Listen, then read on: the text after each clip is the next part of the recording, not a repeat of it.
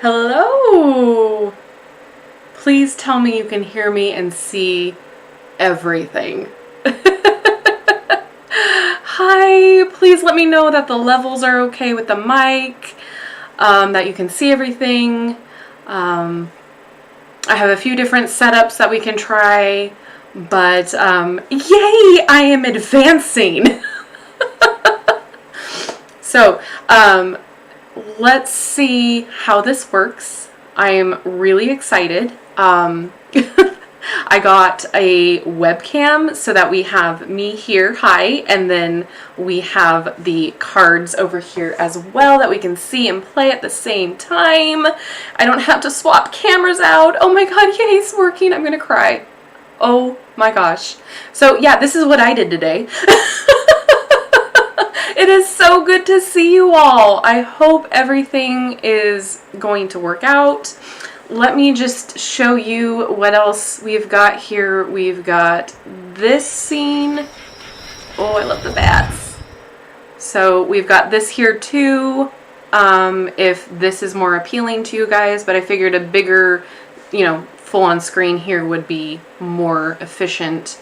And then we have this one. When it's just my face. So, lots of different things to try today. Lots of different fun stuff to, go on and have fun with. And you can see there's my setup. Oh, fun. Okay. Alrighty. Let's go back to this.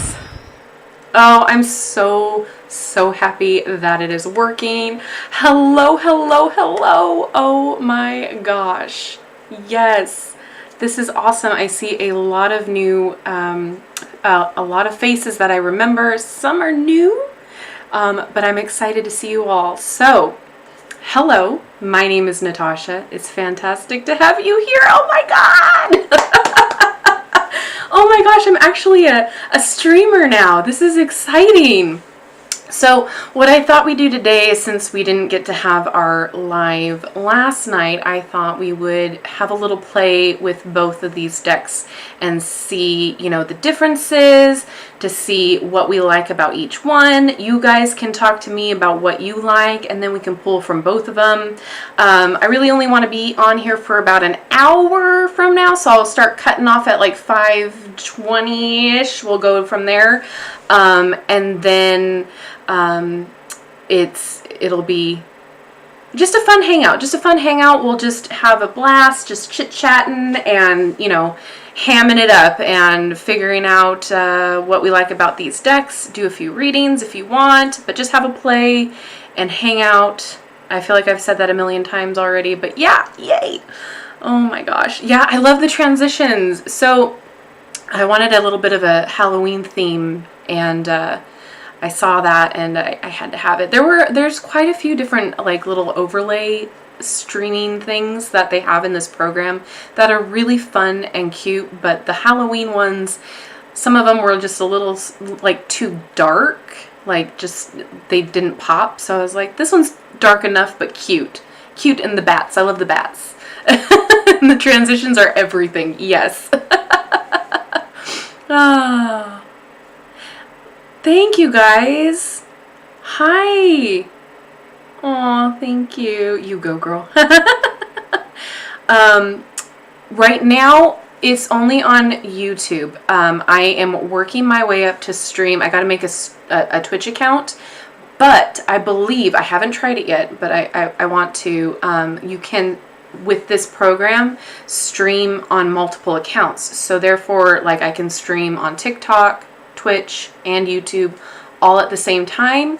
So that might be an avenue that I might like to go down at some point, but I'm going to try my hand at streaming on, going live on my TikTok, and I'm going to try to make a Twitch account. So now that I have a little bit more of a grasp on how to set everything up, you guys have been amazing, by the way, helping me and being patient with me, because your girl's technologically challenged in a lot of ways, so this has been frustrating to say the least for me to try to learn really quickly on how to make this for you guys.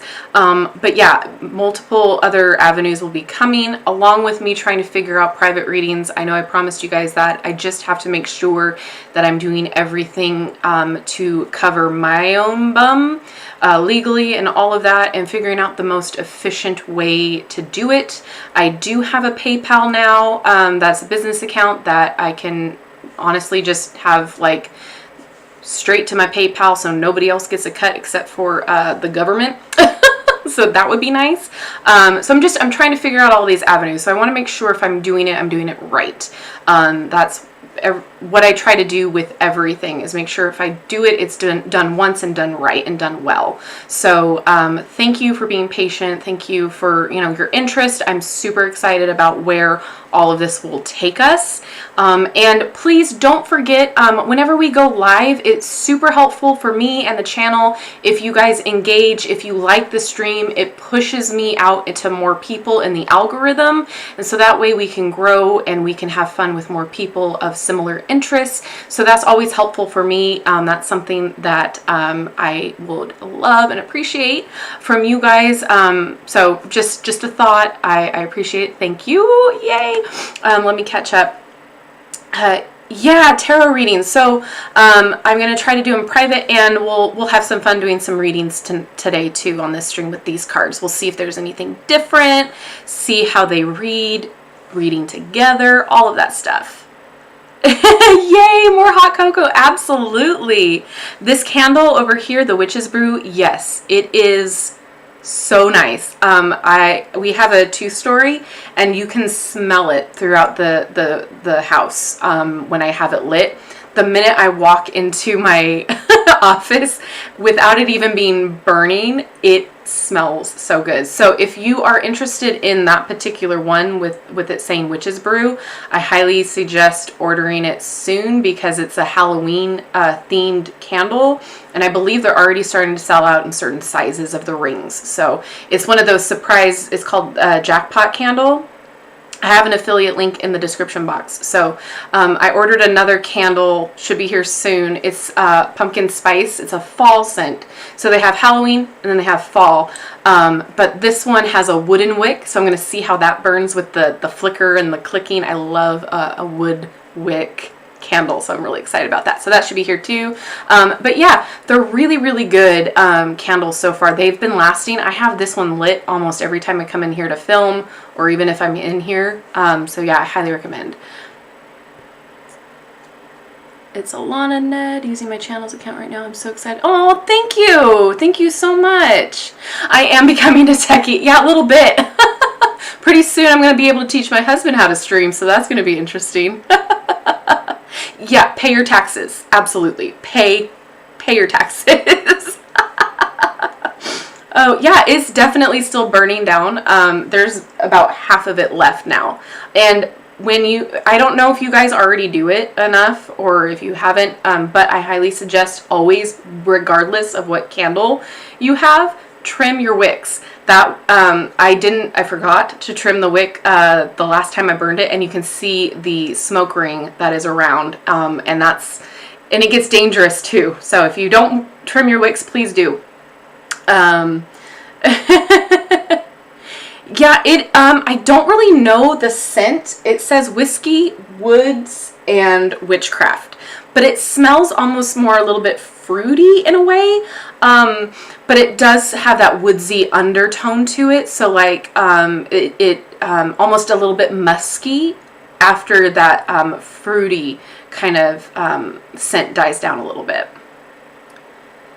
Yeah, so okay, so back, sorry, you guys know how distracted I get in all my tangents. So I have my tarot cards here just in case, but let's talk about the decks.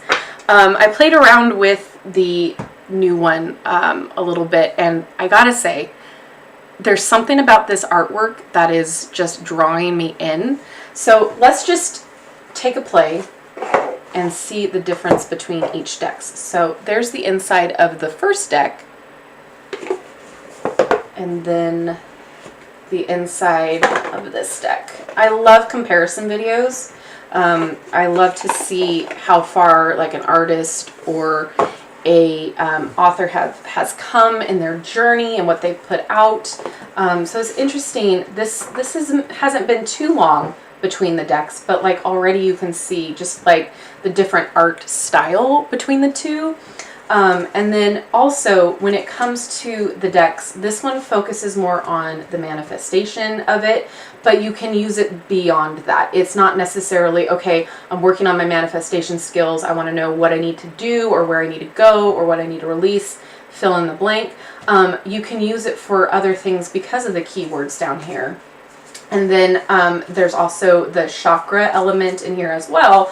And if you watch the video that I made on this, we kind of talked about how you can pull a card, just that section of just the chakra cards of this deck, and use it to ask what you need to release if there's a blockage, or what you need to work on for that particular chakra. So it's a very ingenious deck, I feel, that you can use it in so many different ways, not just for manifesting. This one, her first one, is more about the moon's cycles and how, or the moon's cycle. So from new moon all the way to full, and then adding in the zodiacs as well into that, because you can't really have a full moon, or can't really have a moon cycle without realizing that it does go through all of the zodiacs at the same time, right? So it's a little bit different in that aspect as well. I feel like this is more, how do I want to put it? Like it's a very gentle deck, and it does give you insight to you internally if you want to work internally on certain things. But honestly, I feel like the new deck I would use a lot more. If you're trying to learn about the moon's cycle and how it fits into your life, the first deck would be amazing for that. And honestly, I haven't really reached for this deck in quite a long time, but they're both beautiful in both of their ways. This Moonology Oracle deck was my first Oracle deck ever. I had only worked with tarot, so this is always going to hold a little special place in my heart because it was my first Oracle deck. Oh, sorry. Let me go back on the chat. I'm so sorry you guys are talking tonight. I love it. Oh, yay, I'm glad you're here too, Velvet Forest Moon. That's exciting that you guys get to come. I'm trying to figure out like another day and time that we can do it, because I want to be more inclusive as to like being able to have people come in when, you know, it's not midnight in your area or like really early in the morning or during your workday. So I have a feeling I'll just kind of try sporadically with YouTube as well as Twitch. Candle Day is December 5th. Ooh, that's exciting. Luna. Yeah, my list, my deck list is extensive. There are 44 cards, I believe, in this deck. I thought she said how many? Oh, 48. 48, excuse me. So a lot more. Let's see. This one had 44. So the Moonology 44 and the Manifestation 48. So that's exciting. I didn't even realize that. Let's see. Yeah, I love the artwork in this one. I feel like it is more ethereal in a way and a little bit more grounded, and like it's just kind of like an oxymoron with that verbiage, but yeah, I really like it. So yeah, with this one, Tamara, it does have like chakra cards in it, and it does, I believe, go through. Let me just see where it went. Working with it a little bit, I was kind of going through the guidebook. Now I don't know. Let me see what cards they were on, and then we can kind of go from there. There we go. Okay, so we got first quarter. That's what it was in. All right, so let's take a look real fast. So first quarter, the energy of these cards reveal where you're going to be challenged and how to use the obstacles arising now as springboards to where you want to be. Okay. So yeah, there's a lot of information in here that I wasn't expecting and that I really do appreciate, because as someone who, like, I could have told you anything about astrology when I was younger, like in elementary school and middle school. I can't now. I'm like having to relearn everything because apparently my brain let that information go to make room for other information. So it's great as a refresh. And if you're trying to learn astrology and trying to learn the moon cycle, both of these decks are fantastic for that. However, I feel like this deck incorporates it a lot more than her first one, and I'm very appreciative of that. And then let's see. Let's just go through the guidebook real fast. So new moon cards. The energies of these cards represent the doors that are opening up to you. Hence, new moon, new beginning, new things to look forward to, all of that stuff. Speaking of, real fast, how was your guys' full moon last night? Did you guys end up doing anything, or were you too busy? For me personally, we just sat outside, and it sprinkled a little bit while we were outside, and we just kind of released some of our things that we wanted to let go of. We did a little burning bowls. That was really fun. Burning bowls are amazing, but just make sure anytime you light a candle, anytime you're using fire, that you're doing it safely, please. Fire safety is so important. So yeah, how was your guys' full moon? Hi, Rowan. Oh my goodness. Good to see you. Oh, that's awesome, Velvet. Yeah, I feel like it's such a great price point for that one too. Oh, awesome. Transcending together. That's awesome. Yeah, Leo, the faint smile. I love that. Hi, Lourdes. Oh, it's so good to see you. Oh, got a new subscriber. Hi, YEI. That's so amazing. That's okay, Belzy. That's okay. Oh, I can understand the medicine thing. Absolutely, yes. It was, so I ended up like crying for no good reason. You know that saying like, oh, like I'm crying, it must be a full moon? Yeah, that's how it was. Aries is intense. I'm saying that this would be a great one to have in your collection when you can purchase it. That's all I'm saying. I am really impressed with how it works and how many different ways I'm finding that I could use it. Hello, Garden Goddess Tarot. Nice to see you. If you have 20 Oracle decks, you might as well have 21. Exactly. I need to do a collection video for you guys. It's been requested I don't know how many times. And right now, both bookshelves are horrendous. They are in so much disorganization and disarray. It's driving me bonkers. But I'm waiting because I have a bunch of decks set aside over here because I want to do a dark deck collection for both tarot and oracle, but I keep getting dark decks, so I'm like, I gotta wait. The full moon was awesome. Oh, I'm glad. Too much energy. Oh yeah, it's gonna linger. It'll probably linger for another 2 days, the energy. Like 3 days before the full moon, 3 days after, especially with an intense one like Aries. Oy. Oh, nice. Celtic cross pool. Chocolate lava cake and vanilla ice cream. Awesome. Oh my gosh. Hi, Mimosa. Nice to see you. The new moon was draining. Yeah, yeah, I could see that. It pretty much was, yeah. Hi, Eva. All right, let's keep going. So we did full moon, let's see, or new moon. So and then we did first quarter. Let's just see the next one, because I don't think I did this in the video. I don't remember going through each section. So we have full moon here. Oh my gosh, you guys can see everything. Wow. Okay, I'm excited about the setup.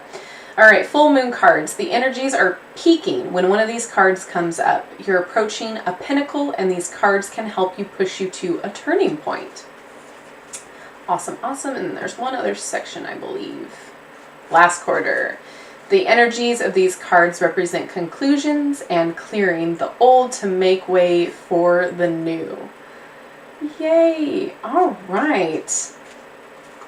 And then the difference between this guidebook and the original, let's see, it's more focused on the phases of the moon. There's the, so we have the moon phase cards. Then we have all the new moon in the zodiac, and then full moon in the zodiac. And then we do have a couple special moon cards: the new moon, the full moon, or the new moon eclipse, the full moon eclipse, waxing moon, waning, void of course, cardinal, fixed, mutable, super moon, blue moon, south, and north node. So yeah, this is exactly what I was trying to say. Like, this one's more of just going through the whole phases of the moon cycle and how it relates to what you should be feeling and doing, and not so much as to like an all-around everyday deck. Is that what I want to say? Sure, that's what I want to say. And I feel like with the original Moonology too, the cards little blurb here is more of like an affirmation too. They could be used for that as well. The cardstock feels super similar. I feel like it's the same type of cardstock, which is so nice because lately the Hay House cardstock hasn't been the best, right? We can all agree that it's a little bit papery. You know, again, if you've been watching me for a while, you guys know that I'm not really much of a cardstock snob. I don't care too much as long as I can still shuffle it and it's not super duper paper thin to where the little bit of a shuffle is going to rip the thing apart. But I know that it's super important to a lot of people how it shuffles, how it feels, and you want your decks to last. So for me, I've kind of come to the conclusion that my decks are going to have wear and tear on them just because I use them so frequently, and I'm kind of a little bit of a chaotic shuffler. So like I've just resigned to that. So it's not usually a big factor for me. However, it's nice to see that the original and the new both feel very, very much the same. And can we all just like collectively live for this back? I mean, this is everything. I absolutely love this back. It is everything. Yeah, Scorpio energy. Dark decks, yes. Oh my gosh. Oh, I'm sorry, Leo. Yeah. Good. You got some important stuff done, Garden Goddess. That's awesome. Oh, crafting. Yay. Yeah, very intense full moon. Yeah. A lot of my friends who aren't, you know, they know that I do this stuff and that I'm like in tune with everything, but they don't partake themselves. And I just had posted, I'm just like, I am going to go cry in a corner now. Okay. Like, this is a full moon. And they're like, oh, so that's why I've been feeling this way. That's why I've been wanting to cry all day. And I'm like, yeah, that's pretty much it. Oh. Yeah. Yeah, Blaine, so this is kind of what we're doing right now. We're definitely comparing the two. The original is this one on the left and the new one is on the right. The left goes through more of the whole cycle of the moon. This has it focuses on 4 of the different phases, and then the zodiac within those phases, and also how to use it for manifestation. And you can basically use this deck for anything and everything. I mean, both of them, yes, but I feel like this one more so. This one also has 4 more cards, which we figured out. So the original has 44 and the new has 48. But yeah, the art is definitely different. The vibe is different. I feel like this one is a little bit more gentler. But you can tell too the differences of the phrases on the bottom here, how it would work. Definitely a different feel. Similar, but different. I can understand how people would see that they would be very much the same, but they're not. There's definitely a different use for both of them, and it goes through the moon differently. Like I said, 4 phases over here, the whole phase of the cycle here. Plus you're adding in like the super moon, the north and south node, all of that stuff. So this is a great way to the first Moonology deck to kind of help learn about how the moon cycles and phases go and affect you personally, and how to use those cycles to your advantage if you're doing any kind of shadow work, or if you're doing any kind of we'll say witchcraft, that sort of a thing. Because, you know, if we're wanting to release, we always want to work with a full moon. If we're trying to start something new and work toward a new goal, a new moon is perfect for that. It's a start out fresh. And so it's definitely a deck that can help you learn those phases and help you use them to the best of your abilities. This one, the new deck, is more focused on manifestation and how to get there, and how to use the moon cycles and the zodiac signs to your advantages. However, you can still use both of these decks for regular divination. You can use them for a daily pull. You can use them to see what you need to bring into your life, what you need to release, maybe as a confirmation with your tarot alongside each other, a meditation. There's multiple ways of using both of these decks, which I really appreciate. I love a versatile deck. There's some decks that, for me personally, I look at it only for certain things. So for instance, the Dark Mirror Oracle. That deck I really only use for shadow work, or if I'm working through some hard, intense emotions and trying to get to the root of the problem, that's what I'll use it for. I won't use that for every day. I won't use that for regular divination. I won't. It's too much. It's too intense. These, however, both of them, I feel like you can work with them every day. You can work with them for multiple different questions that you have wanting to answer, for more insight, and again, to learn the different phases of the moon, to learn what they're good for. I'm horrible with that. I always usually focus on the new and the full, because those are the only ones that I really remember. And even then, it's a hard time for me to remember. I'm always like too late, like, forgot it was a full moon today. Dang it. And then it's like last minute rituals and stuff. But these both have really strong points for many different things, but again, different in their own way. Similar yet different. They both work with the energy of the moon and with the zodiac. However, they do it in very different ways. Let me catch up with your comments. Whoop. I am super excited to be learning all of this tech stuff, because it's just making my life a heck of a lot easier.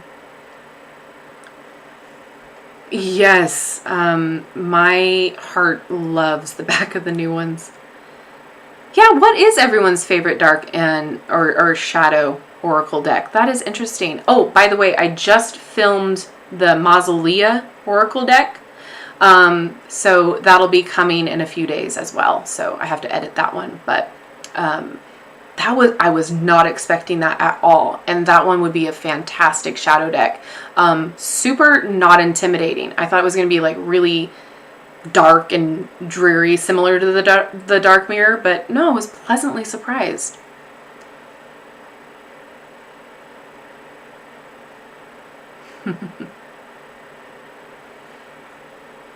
Oops, gosh darn it. Not having a mouse. All of my USB ports are taken right now, so I'm waiting for my my hub to get here. So I'm like using the laptop mouse as just, the touchpad. So everything is super different.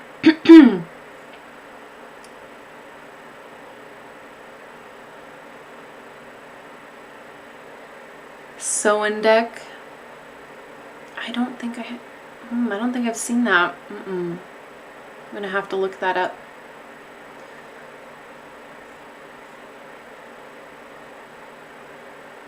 I love the Universal Folk Oracle, Rowan. That one, that's interesting that you're using it as a shadow deck. I can see that. It's beautiful. And oh my God, does it look amazing with the Forhaxa Tarot. It is like they were meant to be together. I loved working with the two. The Magic of You Oracle is on my list. It's on my list. Lourdes, I agree. So this year, okay, so 2021 for me personally has been worse than 2020. 100%. I feel like the residual energy that we were all like actively avoiding to try to get through 2020 ended up being manifesting in a huge way in 2021 for us. Like, it's just been like 2020, my husband and I, we were just like trying to power through and like do what we got to do, keep our head down, just keep going and working through it. Like, you know, nothing has changed. Like, we're gonna do the thing, make it through. And then 2021 came and it's like, surprise, you're just gonna get dumped on all year. So that's pretty much how it's been. It's been one thing after another. I don't know if it's been a similar thing for you guys, but oh my gosh, like 2021, it's just been a nightmare. So like, I'm so upset because I could have gotten so many more videos out for you guys, and I like this past month has been insane for me because I've not only been playing catch up, but I've also been trying to do videos for this season because this is our season, this is our Christmas, and so like I've been trying to put out a lot for you guys to get out what I wanted to get done, and it looks like there are things that I'm not going to be able to get to since we only have a week left in October. But that's okay. We've got October next year, and next year we'll be able to go bigger and better. So I'm really just, I'm excited that we're getting everything that I've almost wanted to do out here. Hello, practicing humans. So good to see you. Mercury retrograde. Yeah. All of the other planets were like, hey, let's all just have fun together. Let's mess with everybody. Yeah, absolutely. Yeah, I hope I'm saying it right. The Mausolea. I hope I'm saying that right. It was very interesting. I think you will like it, Tamara. Oh, thanks, Anna. Yeah, I'm trying. I was only going to like allow myself like 2 videos like a week, and then the lives, and then it was just like I have too much that I want to do, so we're just gonna put it out there.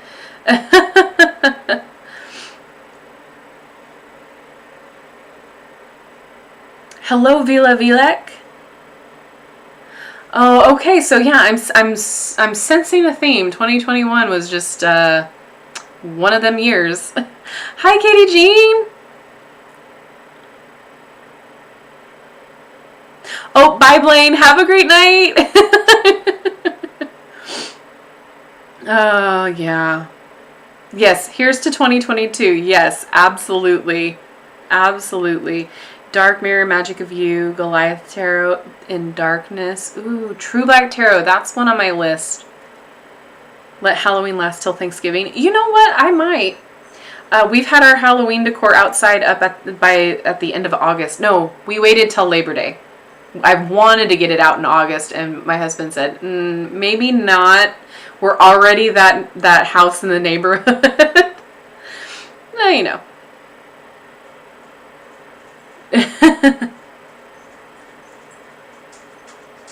Oh, yeah, try to get in those spooky films. We've been trying to do that too. We've watched a lot. We can talk about that in a little bit. Yeah, absolutely. Right? Oh my gosh. All right, so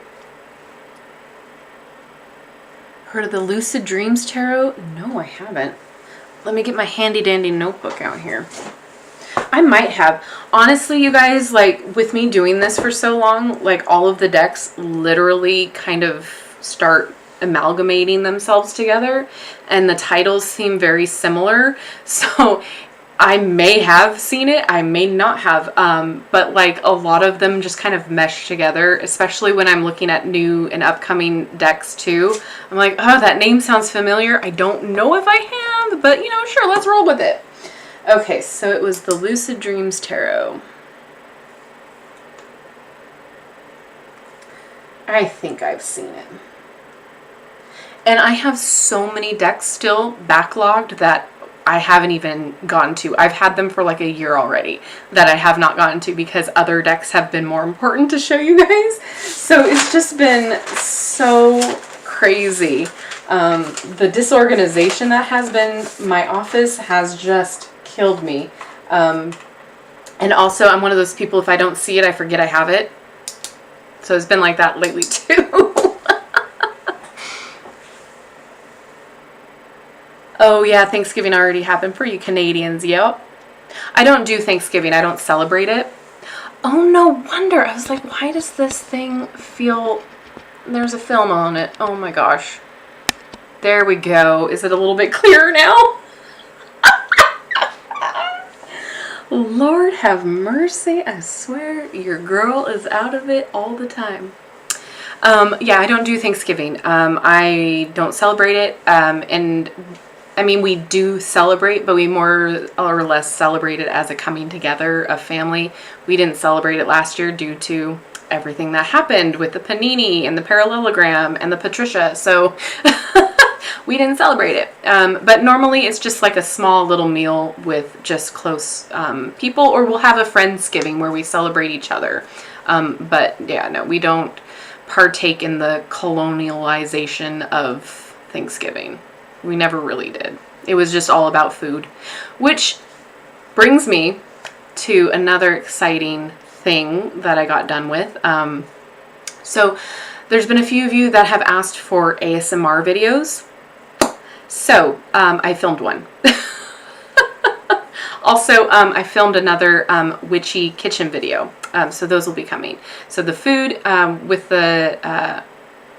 It's just starting out talking about pumpkin spice and what is it? Is it magical? What can we use it for? That sort of a thing.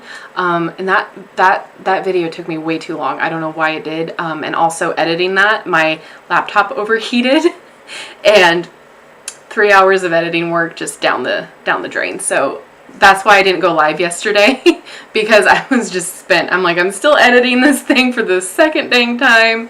So yeah, there's a lot more content coming. I think in November we'll do more of more food-related videos and kitchen witchery. But in October, I kind of wanted to do more of the decks that were coming out and more spooky-related content. Ooh, the Empath's Oracle. Yes, I think I will be receiving that.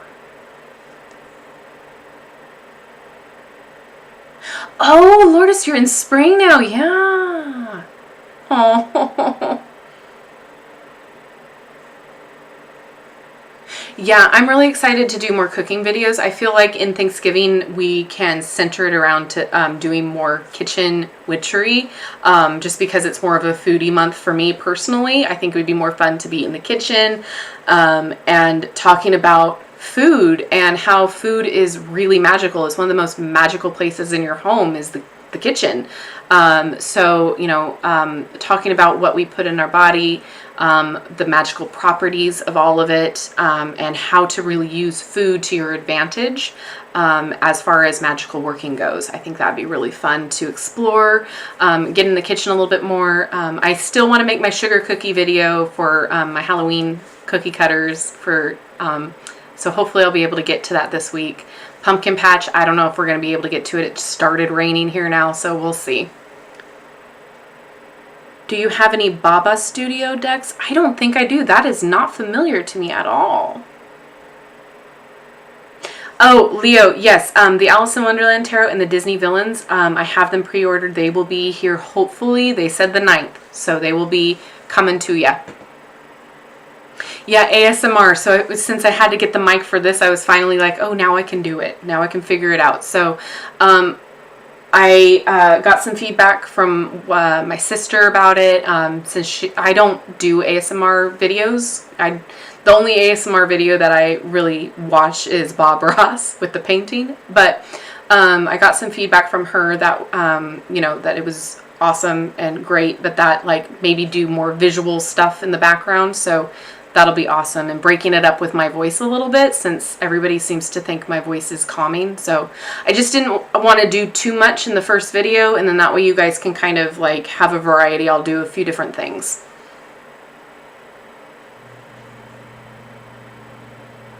I do have the Visions deck by James R. Reeds. somewhere. Where did it go?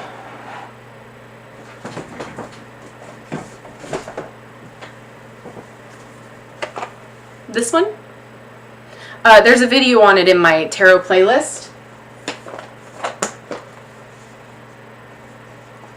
It's quite the deck. It's beautiful. Just visually stunning. I don't use it a lot just because sometimes my eyes get really, like, you know those the magic eye posters that were out and very popular in the 90s where you had to like focus and refocus your eyes? It's like that for me. Like I have to really kind of like be be able to, you know, deal with that with my eyes because I'm old. Can we get Natasha a Christmas list so we can send you witchy things? I have a P.O. box in my description box. I'm surprised nobody has asked me that yet. If you guys can send me like letters and stuff, I would love to hear from you. It's so much fun to have like pen pals. Like we were just talking about this the other day. My husband and I were talking about like pen pals and how like we used to do that when we were younger, just talk to strangers. And I think we talked about that on the other live too. But yeah, I have a P.O. box. I'd be happy to hear from you guys. You guys don't have to send me things, but you know, feel free to send me whatever you guys want to say, within reason, okay? Like, I don't want anything scary in my P.O. box. Oh, gosh.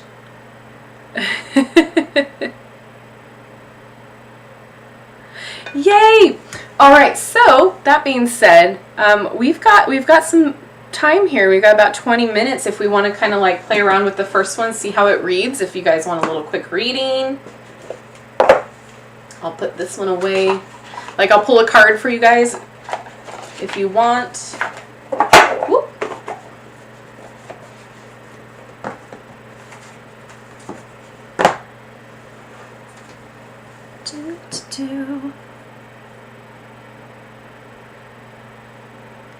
Oh yay! Yeah, I get his emails. His little visions came out. Yeah. It's a beautiful deck. It's very much like very Van Gogh, and I love that. But like my eyesight, man, like I could not use it all day is what I'm trying to say. It's beautiful and it's lovely and I really do enjoy it. However, like I'm sorry, I'm adjusting. Just using it all day, I couldn't do it. That was a requested deck too. I need to figure out how to do like a Google Docs where you guys can just add your request in a Google Doc and then I'll have it. I don't know how that works per se and how secure that would be, but I'll figure something out because I'm getting inundated with a lot of requests and it's hard to keep track. I don't have, I have a wish list, but I could make a wish list if you guys wanted me to, an Amazon wish list. That's awfully nice of you guys. Oh my gosh. But yeah, that's so sweet. That's absolutely sweet. A Google form. Yeah, I have to look into that and see what I can do. Like I said, I'm technologically challenged and I don't need no hacker trying to come in and, ruin my life. It's the last thing we need. But yeah, I will try to figure it out. That way we can have it done to where it's set up that you guys can scroll through and see if your deck has already been added, and then I can go in and check off each one or write that it's coming or in progress, that sort of thing. Oh, that's so sweet, Anna. You guys are the best. You guys really are. I don't know what I did to deserve your guys' kindness. But I so appreciate each and every one of you. I know I say that in every video, but I honestly mean it. It's just been truly an honor to be able to do this. Crazy. It's crazy. So, should we read for the full moon? See what energy we're going to be releasing? Or does anybody want a single card being pulled? What do we feel?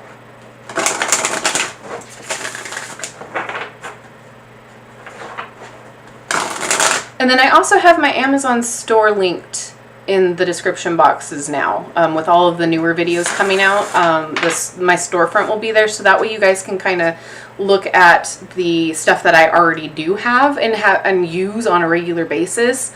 And if that's something that you guys want, obviously it's an affiliate link, so I do get a little bit of commission from that. So every time you use an Amazon affiliate link, that helps me out and helps the channel out. But that storefront, yeah, so everything that are in those little groups, I own or use, so, or have tried. So if you guys are looking for other decks, or if you guys are looking for like just witchy stuff in general, or just fun stuff, because I have stuff on there that's not witchy related. I have the equipment I use on there. I have like board games and that sort of thing. So like, have fun checking it out. This way I can kind of show you guys what I like without putting it on the channel. Okay, so La Luna. Should I focus on? What should you focus on, manifesting? Let's see. Let's see how we do this. La Luna. Bye. Thank you so much for hanging out. Oh, I can't agree. I'm right there with you. Have a good night. Collective card pull out. Okay.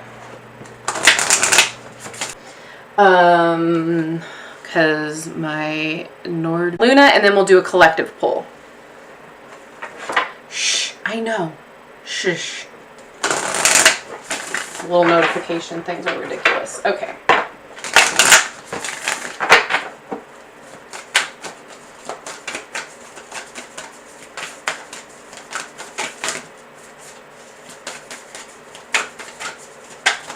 Okay, no.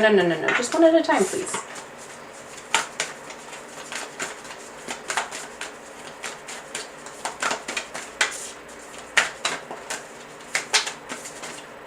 Okay, well, we're getting two. All right, La Luna, trust the universe. First quarter in Aquarius, and then step up and lead. New moon in Capricorn. All right. Love me this table of content. 74. Let's see what the cards have to say here. It's time to release your grip on the situation. Passion is good, but too much can become manic. Sometimes we feel too much intensity around our dreams because we're scared they won't come true. But that's counterproductive. Live and let live a little. State your intention to the universe, then detach. Trust the universe and see what happens. The tighter your grip now, the more likely you are to lose out. This is doubly true if you've been jealous or had issues to do with intimacy or money. I'm avoiding the S word just in case the YouTube gods. Avoid trying too hard to influence someone else. So let's see. Manifesting mix. If you feel stuck or you're making someone else feel stuck, you need to tread carefully. Sometimes stuck people behave recklessly. When this card comes up, there's a risk that you're being too rigid in your thinking, words, or actions. Loosen up, and you'll find it easier to overcome the challenges you're facing. And then let's read New Moon in Capricorn, 4 to 6, and then we'll do a collective pull.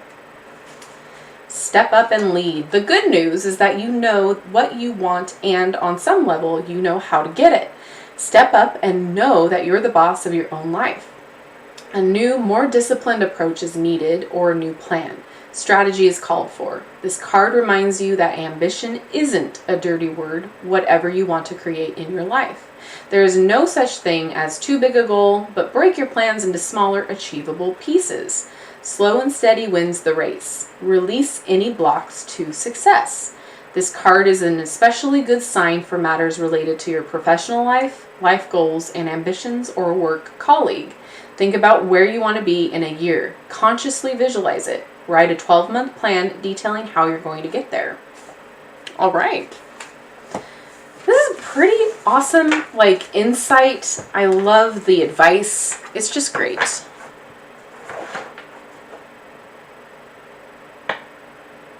Oh.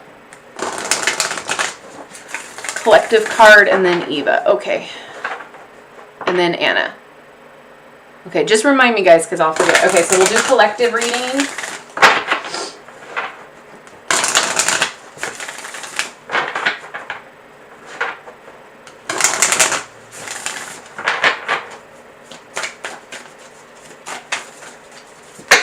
Well, that was quick.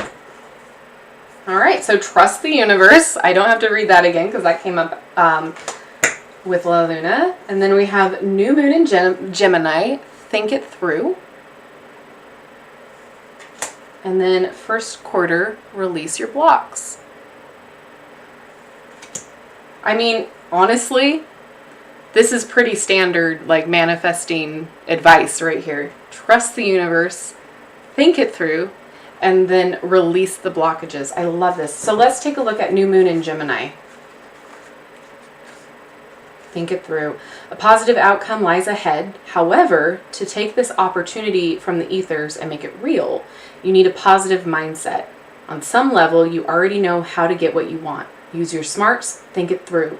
Look for signposts about what to do next. Ask, what am I expecting? Focus on positive expectations.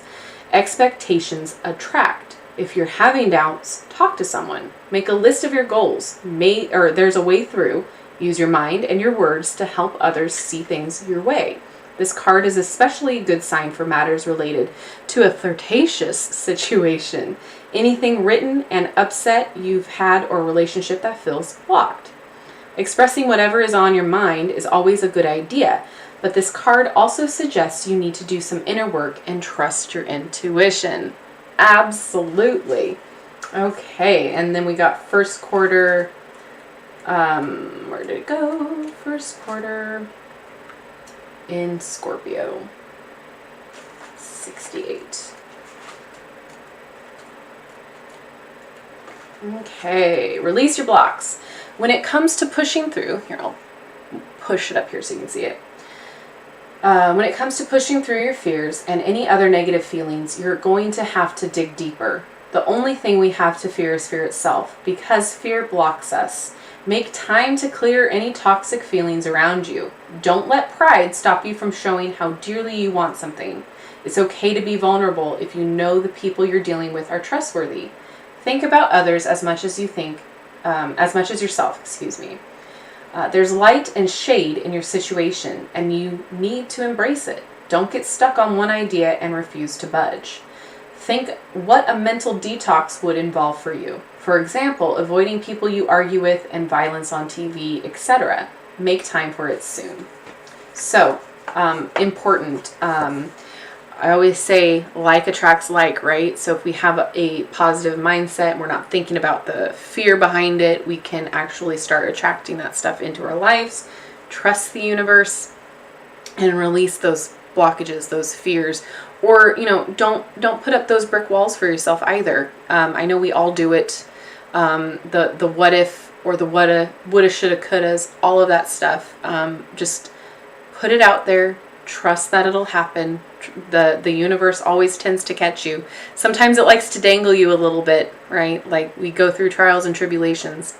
Those trials and tribulations only help us grow and learn lessons that we need to learn in order to trust the universe and release those blockages. So fantastic pull. I love that. Also, what chakra is this? First quarter moon in Aquarius. Let's see. Does it say? Does it say? Third eye. Okay. Anjna. Aunt Anjna? God, horrible with pronunciation. I so don't mean any disrespect when I try. I'm trying. Okay. Who is next? Eva? Yes, Eva.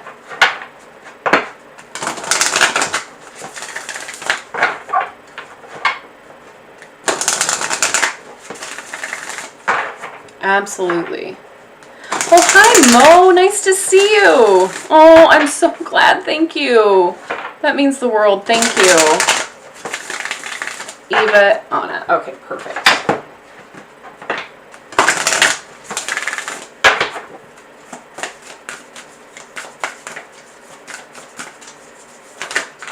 Oh, there we go. Do we have another one for Eva?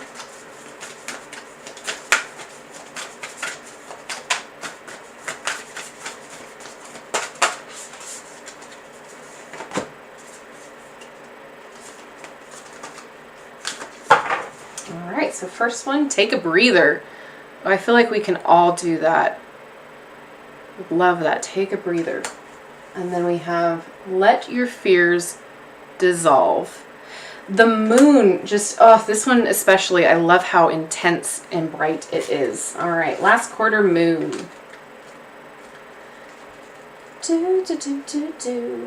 All right.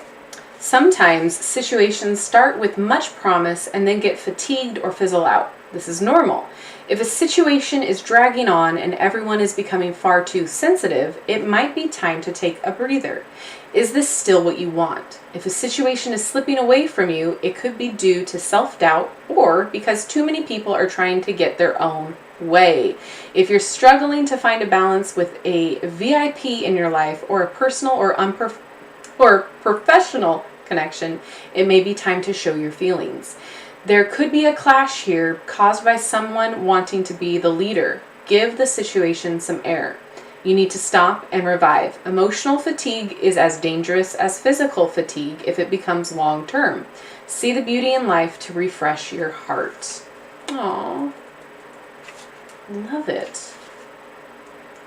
Okay, where is my Cancer? There we go. Let your fears dissolve. Fear and neediness may now be at play. Fear is debilitating while neediness isn't usually very attractive. Acting out your fear is a risky response. So if you dwell on your insecurities, what you'll manifest is an extension of those insecurities. Oof. The reason why we should face our fears is that in doing so, they often simply dissolve. If we don't face them, they can influence us to act in ways we otherwise wouldn't, which means we can end up manifesting the very thing we were hoping to avoid. To see off the fears that's in you, face it now. Find a balance between Cancer's oversensitivity and Capricorn's coolness. Facing your fears and working out where they came from will point you in the right direction and get you in the right mindset. Ooh, I love that. These are amazing. I love how the combinations are coming out together too. And then we have Anna. Hello, Louise. We could do, we can have time for another card pull.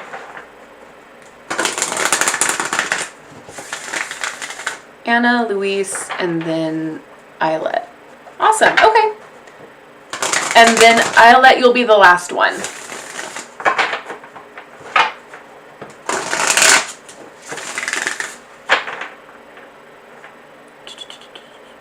I just lost who I was pulling for. Anna. Okay. Goodness sake.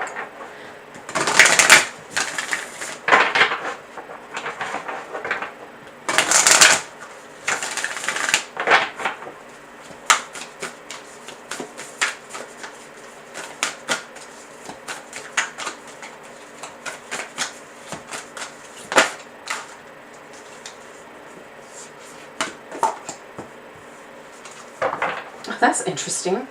Okay, so we have see the bigger picture, and then this came out right underneath it. Reveal what needs to be seen. So interesting. All right, let's read. Let's read. Sagittarius. See the bigger picture. At this point, your best bet is to be the bigger person in whatever situation is on your mind. If harsh words have been exchanged, this card comes with a gentle suggestion to diffuse the upset with some humor. The world is your oyster when you draw this card, but you need to find a balance between where you are and where you want to be. It may be that you need to do some more research before you move closer toward whatever it is you want. When you're manifesting, the journey of discovery can be as empowering as dreaming the big dream.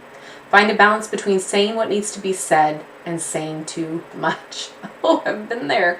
One thing is for sure, having an open mind will serve you well now. Talk to people about your issues and get a view of the bigger picture.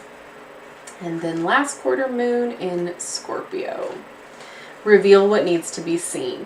There are some things that people just don't like to talk about. Drawing this card suggests there's an issue or situation in your life now that might not be easy to air, or perhaps you feel like you shouldn't air it. That's fine. Now is a time for you to reveal only what you want to be seen. Don't feel the need to discuss everything with everyone. Some matters require discretion. The less codependent you are, the better chance you have of getting what you want. There are two forces at play, and neither wants to budge. Strong is good, stubborn is a problem.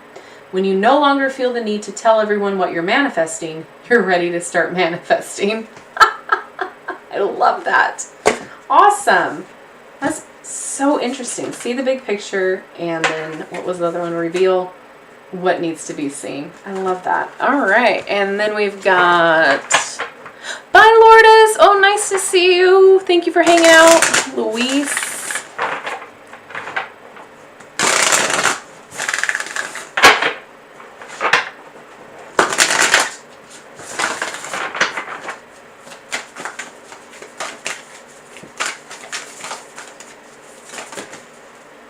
Okay, that was awfully a lot, so let's just see what else comes out real fast. Can you stop being chaotic? Thank you. I would appreciate that. Just 2 cards. 2 cards is all I'm asking for, okay?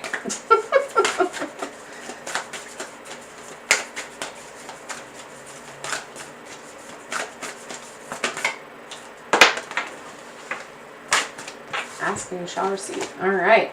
Trust the universe. Okay. And then we have practice gratitude. Is that how you spell practice? I don't know why I'm having like a second like weird thought about that word. It just looks funny to me. Okay, so trust the universe. I don't think you were here earlier to hear the message here, so I'll read it again because it is a really good message. So trust the universe. It's time to release your grip on a situation. Passion is good, but too much can become manic.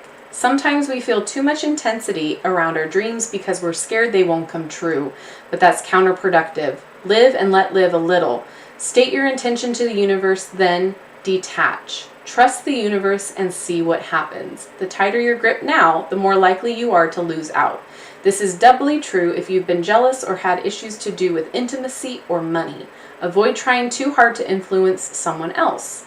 If you feel stuck or you're making someone else feel stuck, you need to tread carefully. Sometimes stuck people behave recklessly. When this card comes up, there's a risk that you're being too rigid in your thinking, words, or actions. Loosen up and you'll find it easier to overcome the challenges you're facing. And then we have last quarter moon in Sag. Practice gratitude. The good news is that even though you have some issues that need tackling, they're nothing that you can't manage. More good news is that the best way for you to clear the air and reach a breakthrough right now, so you can get your life to go the way you want it to, is to have a good old-fashioned laugh. It's all too easy to take life too seriously. This card urges you to take a lighter approach to life if you want to manifest your dreams. It's great to be earnest, but there's a time and a place. Don't entertain superficial feelings, as these are no better than fake ones. Be open to life, being open okay, work lips. Being open to life will make you open to manifesting. Get in touch with your mystical side and have fun with it. Yay! Love that. These are great. They have such great advice. And being read consecutively like that together, fantastic. I'm really happy with these. I hope you guys are getting a kick out of this. All right, last one, right? Eyelet. Yes.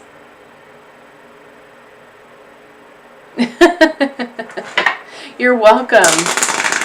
Oh, the British English. I forgot. Yeah. Okay. Yeah. Rowan coming through with the facts. She's like, no, listen. I still like the British way of spelling color or favorite. Yeah, I'm all for that. Okay.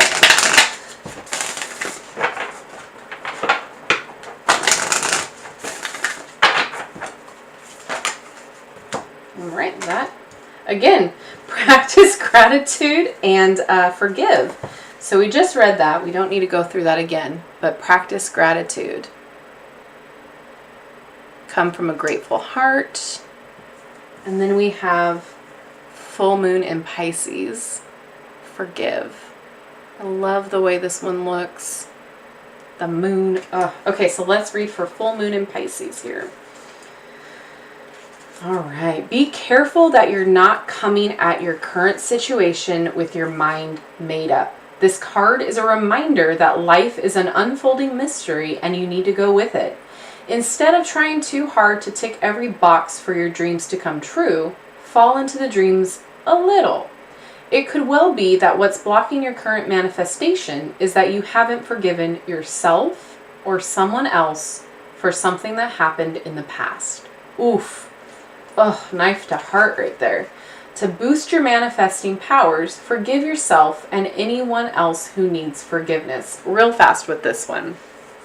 In my years of life, I have held grudges. I have been spiteful in my way of thinking with things that have been done to me by people, words that have been said to me, things like that.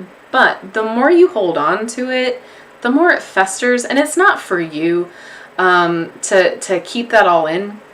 Forgiveness, I will always say, is for you, not for them. You're not forgiving them because you want them back in your life.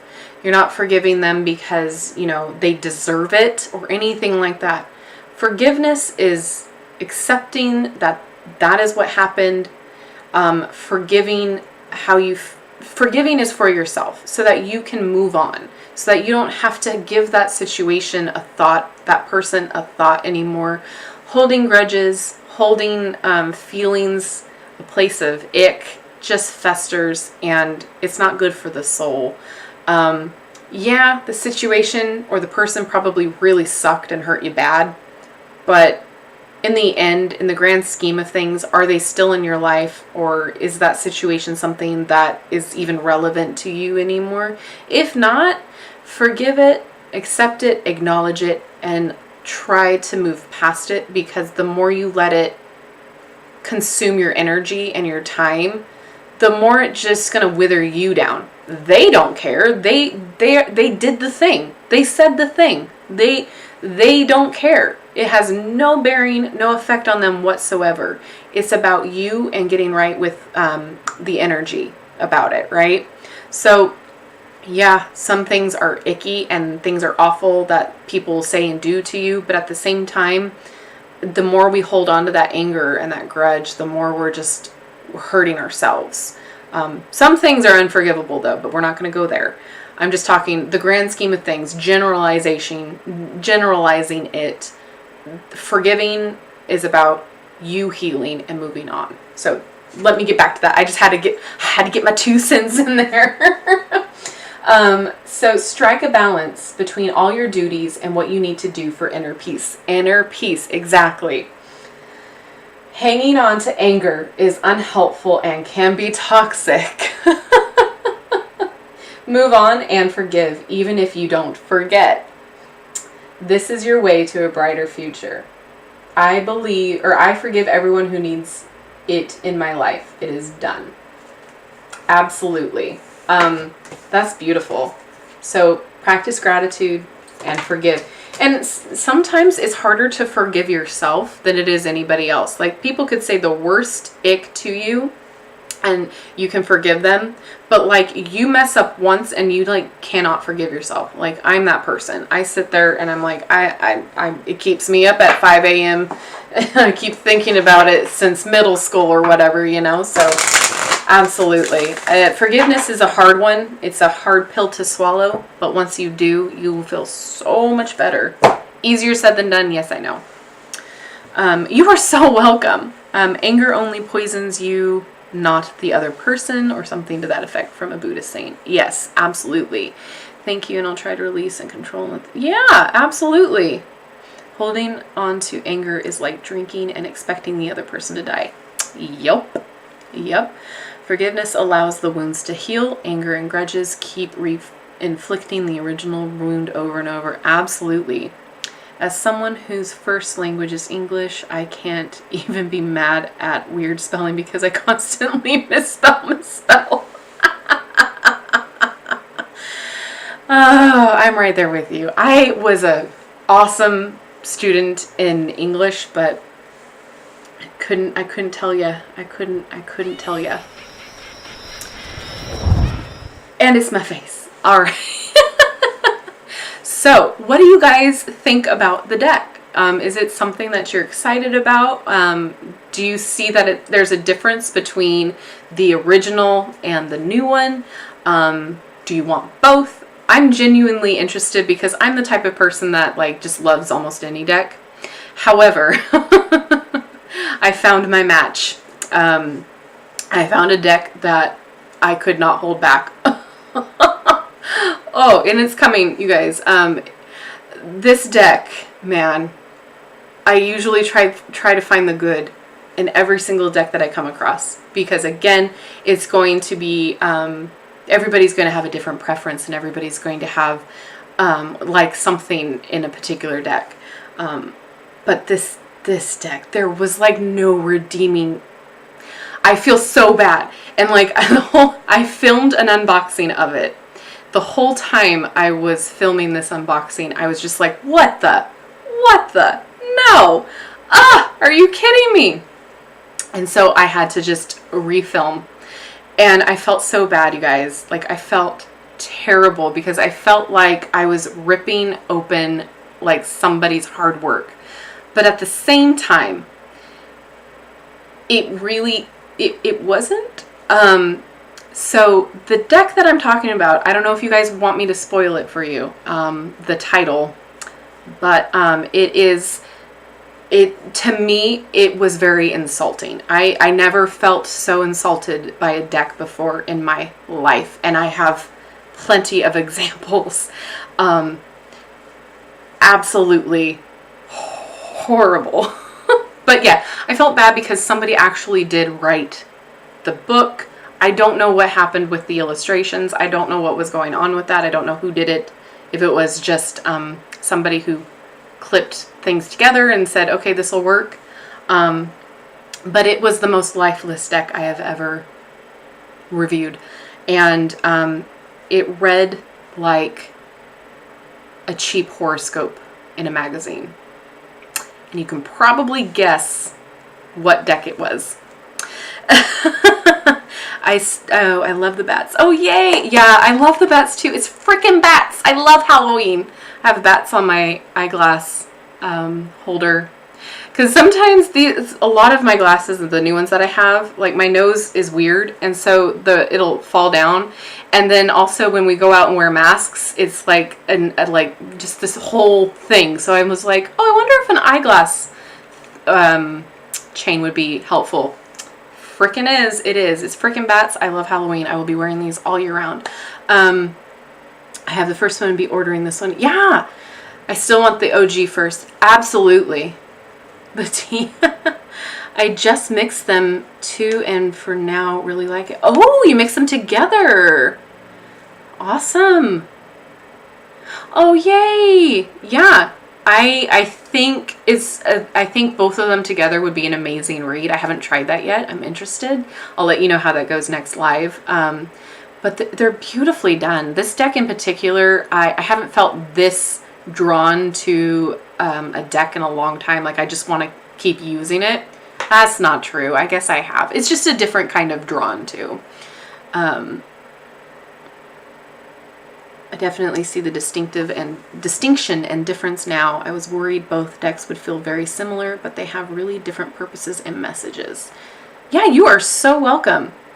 Which deck? Okay, I'll tell you. Okay, it's the Cosmo Tarot by the Cosmopolitan editors from Cosmopolitan magazine and webpage or website. Web.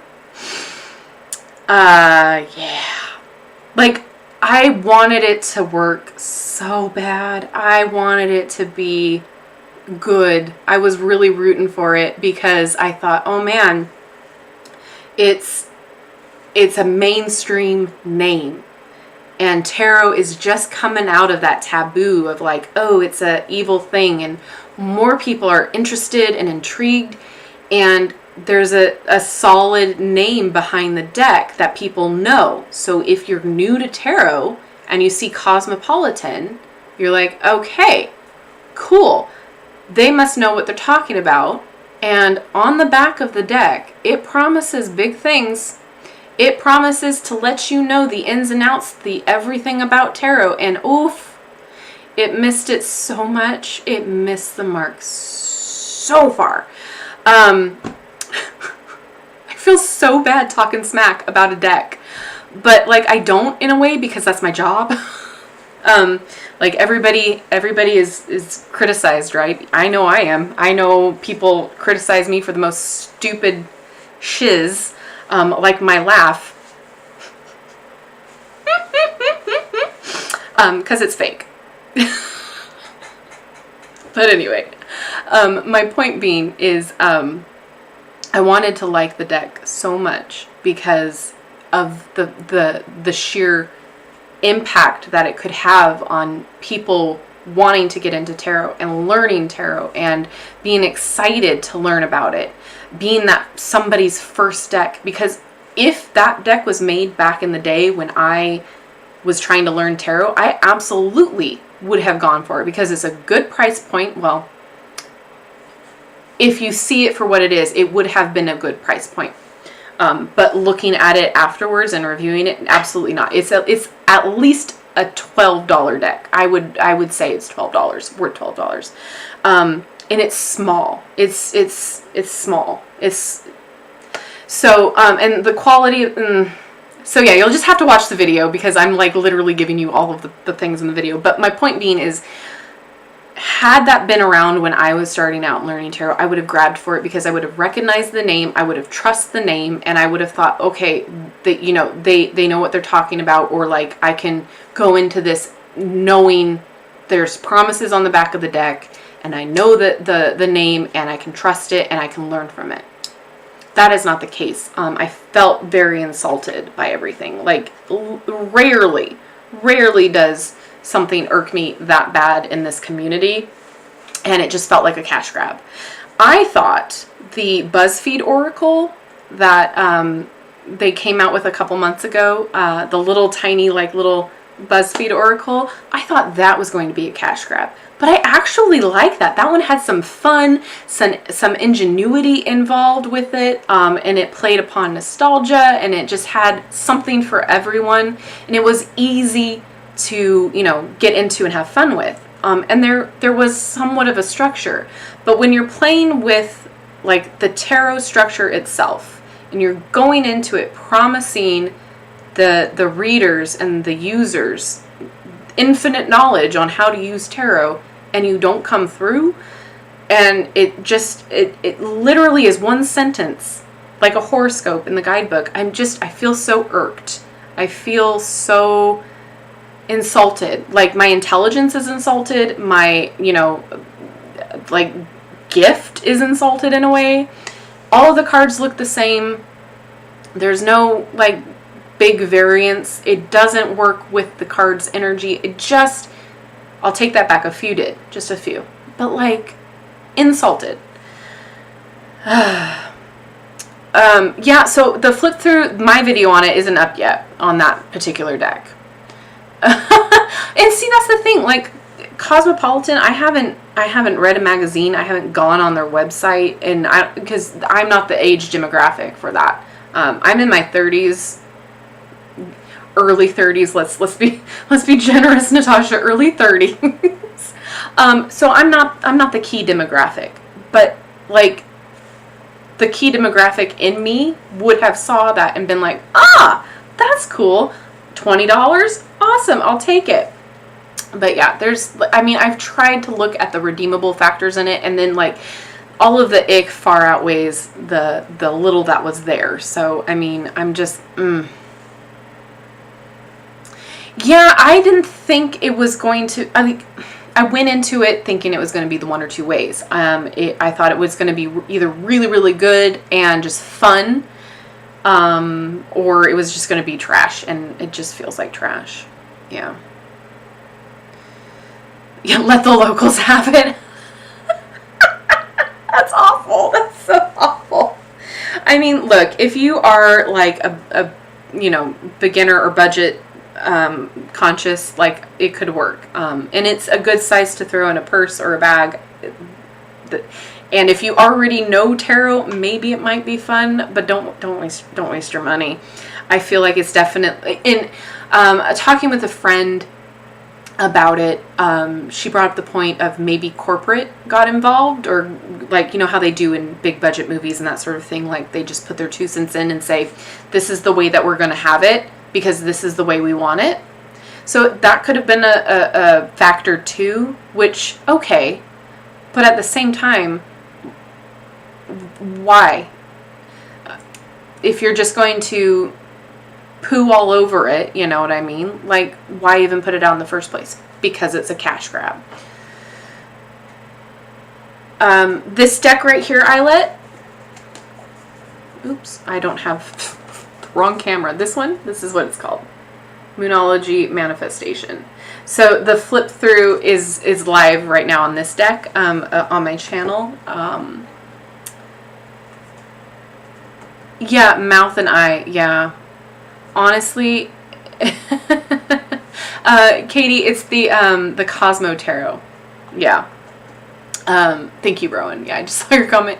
Yeah, it's just, it made no sense. It like, maybe there's something I was missing. Like, I thought about that too. Like, maybe, like, there's some grand design that I'm just completely missing intuitively, and I'm just not thinking on that plane that they're trying to think of it as. But, like, I don't know, man. I couldn't wrap my head around it.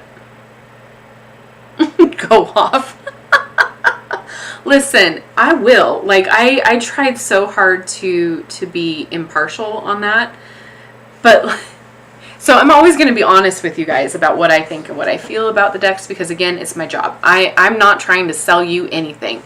Like, again, do I make commission off of Amazon? Absolutely. Is it anything worth me selling my soul for? No. Like, it's pennies, right? Like, let's be real. Like, there is no money that I'm making trying to get you to buy a deck. Like, I'm giving you my honest opinions whenever I do these videos. And I tell you what I dislike. And again, it's just my opinion. It's just my thought, my opinion, just like you guys have your own thoughts and opinions. Because, again, different preferences. However, when something is so blatantly looking like a cash grab, I call it out. Again, I thought the BuzzFeed Oracle was going to be a cash grab, and I think I said it in the video. If I didn't, I thought that.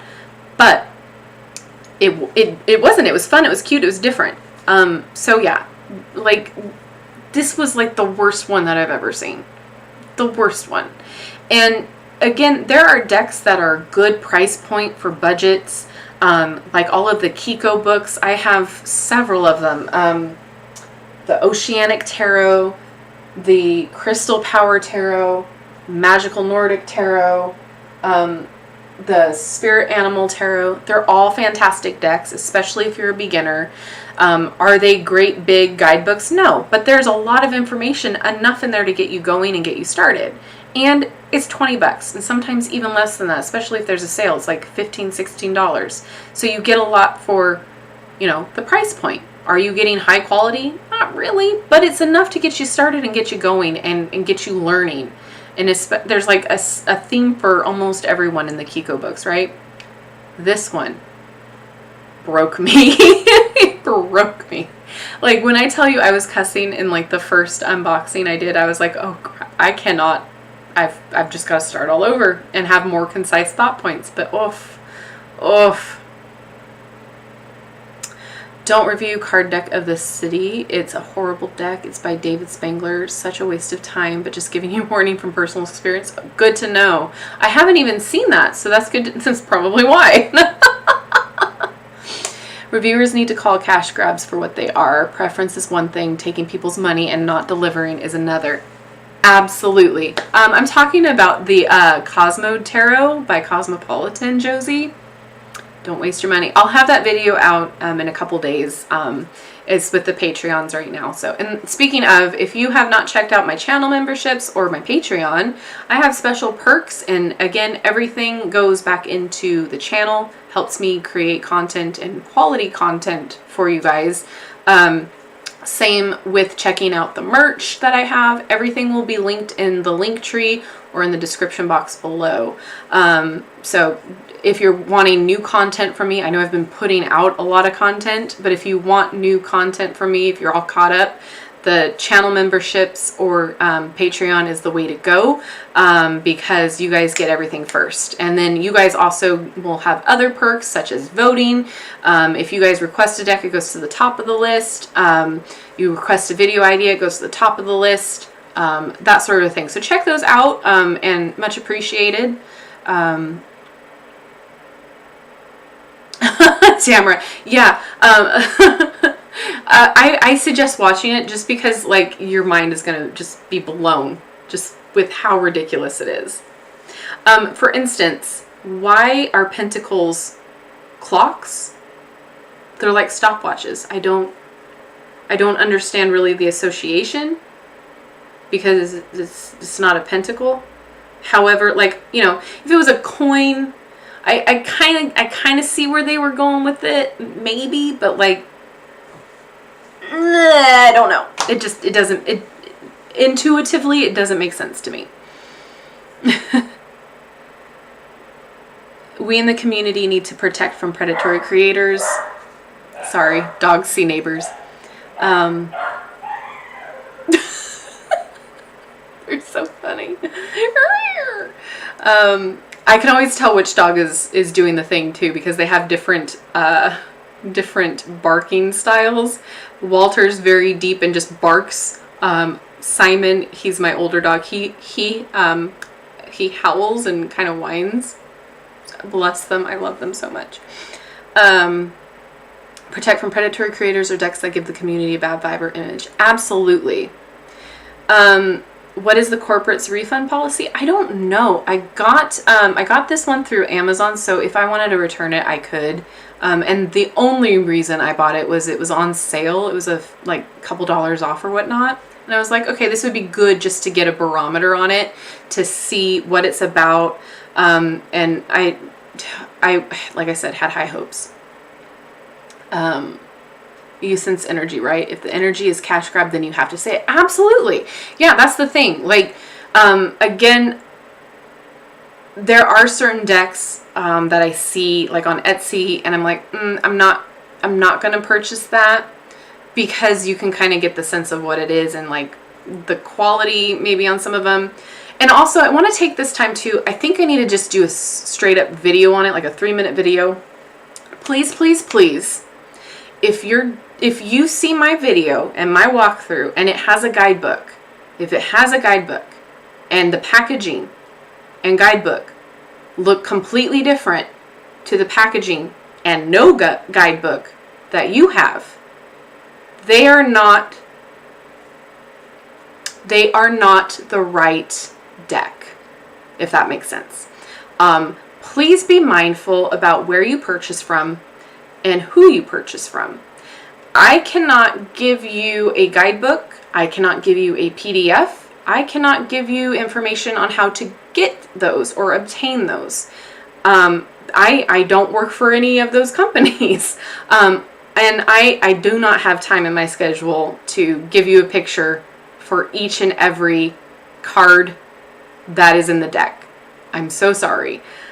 You bought a counterfeit, or you bought it used from somebody else and it didn't come with what it should have. So please be mindful about where you are purchasing. If you are purchasing from Mercari, if you are purchasing from Poshmark, if you are purchasing from Etsy, do your research. Are those sellers selling you used, or are they brand new? Are they selling you overpriced counterfeits? That sort of a thing. If your deck looks completely different than the one that I have on my video, it is counterfeit, and it is not the deck that came from the author themselves or the artist or the manufacturer. Be mindful about what you are purchasing and where you are purchasing, because there are a lot of counterfeit decks. Now, is that bad? Depends on what you consider bad.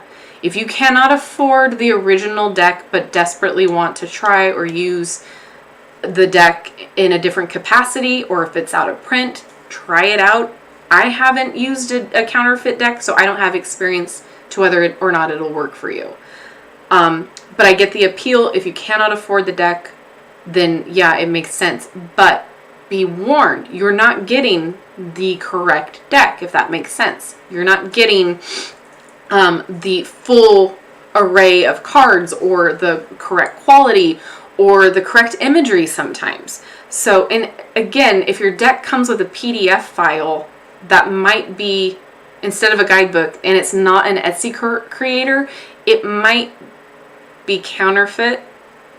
Okay, I'm just saying from my experience, and I have a lot of it.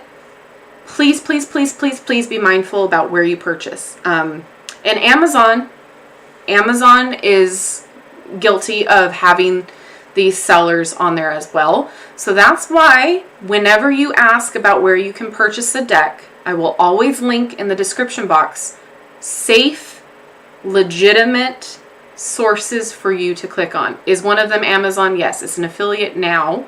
And because I'm advertising for them for free, so I might as well get a little something for it.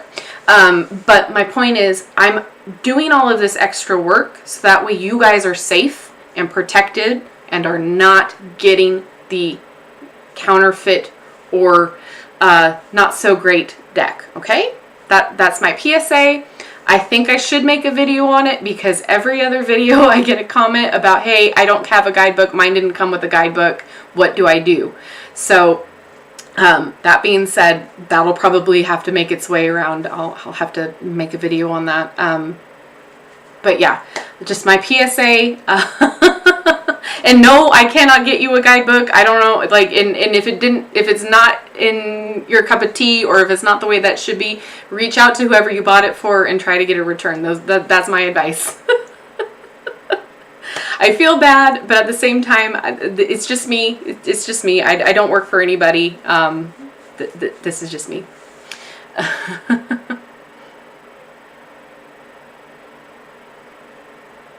Oh, thank you, Anna. Yeah, I don't try to sugarcoat anything. But yeah, I do feel bad if I don't like something, just because I know that most of the time, 99% of the time, these creators that create the deck, authors, artists, are putting in their heart and soul into the deck. So if I don't like it, I feel bad. But at the same time, I can't connect to everything.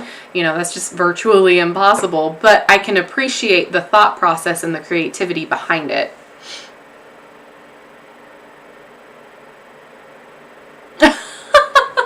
Tamara, I already deleted it. I need to get me an external hard drive, because like I'm running out of storage. So if I don't like it, I delete it right away. I should have though. I would have been demonetized so quick though. Oh my gosh, the cuss words that were coming out of my mouth. Oh, I feel bad. I felt really bad. Yeah, clocks. I don't understand.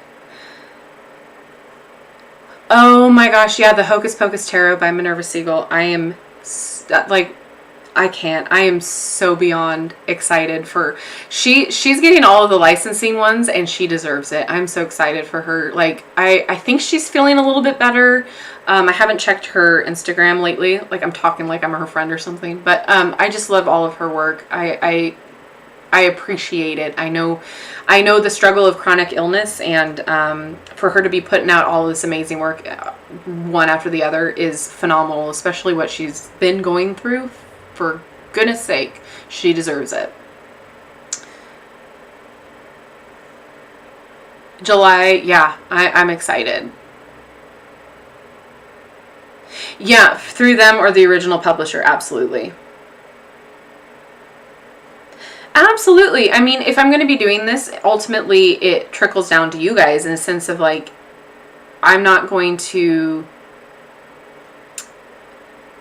I'm not going to be a snake oil salesman. Is that what it is? Like, I'm not going to, like, I don't have anything to gain from telling you it's an awful deck. Or wait, for trying to sell you an awful deck. That's what I mean.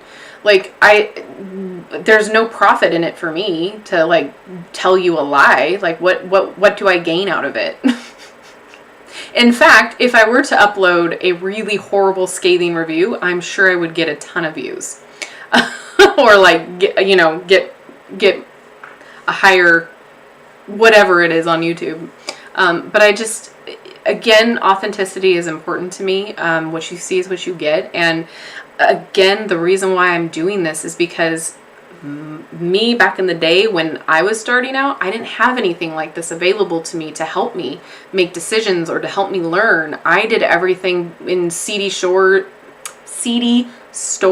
or, you know, just like purchasing and praying I would like it. So it's fantastic now that we're so connected and available to do all of these things, that like you can see everything before you buy. You can get honest reviews ahead of time before you buy, like with everything, not just what our community is to deal with, but like we have actual reviews. Like if I wanted to purchase a laptop, I know I can go get reviews on that specific laptop and know that I'm not going to get, you know, a janky one, if that's the right word.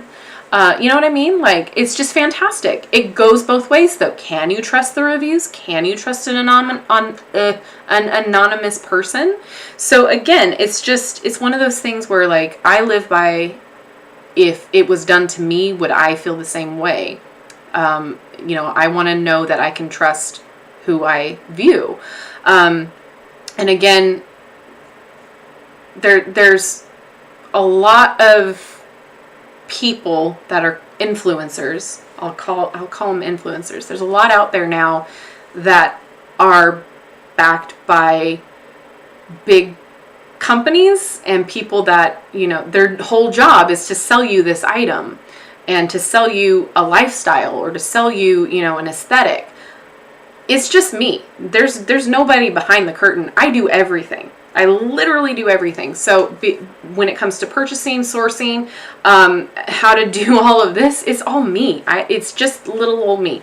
So if you pull back the curtain, this is literally the curtain, right? Behind the curtain.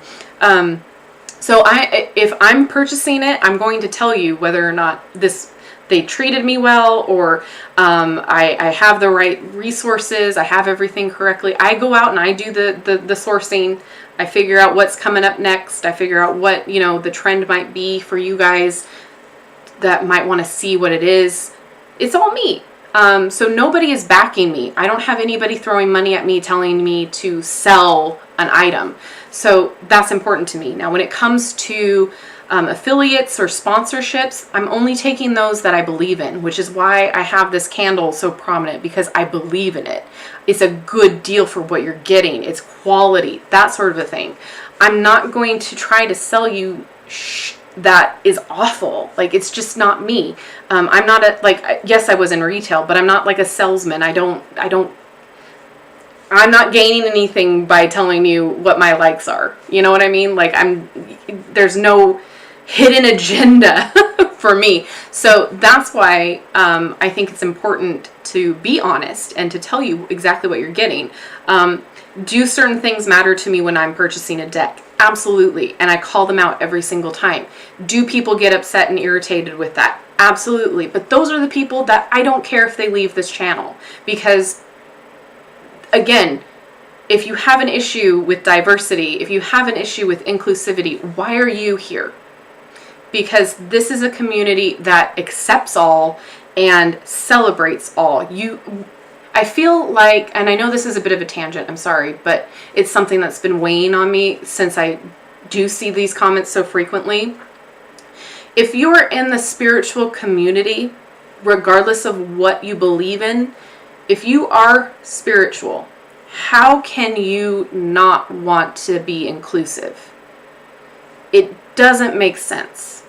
If you are elevated in your consciousness enough to understand that everything works on energy and everything is, you know, collective, how can you be irritated with the fact that there's diversity in a deck? How can you be irritated that same-sex couples are included in the deck? Body types are different. Ages are different.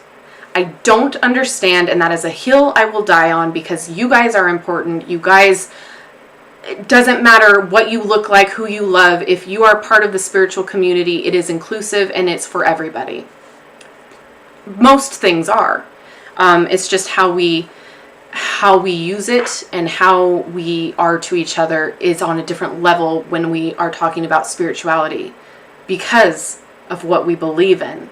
So I feel like the people who comment those things definitely don't practice what they choose to believe in, Because if they did, they wouldn't have an issue. So that is a hill I will die on. That is why I call it out every single time, because it's almost the end of 2021. If it is a modern deck, Rowan, I'm calling on you. What is it supposed to include? Everything, right? If it's a modern deck, we need to see inclusivity and diversity, period. So I will call it out every time. I will get upset every time that I have to defend the fact that you guys are existing and deserve to be represented, because representation matters. The fact that some little child in the media can look and say, oh, that looks like me, is important, and don't tell me that it's not. So, end of rant. I'm sorry. Just get really frustrated with that. So if you are that type of person that hates what I have to say about it, that I call it out every time, then this channel is probably not for you, and you might be benefited elsewhere. Sorry. Hi, Surian. Nice to see you. Leviosa Crimson. Hi.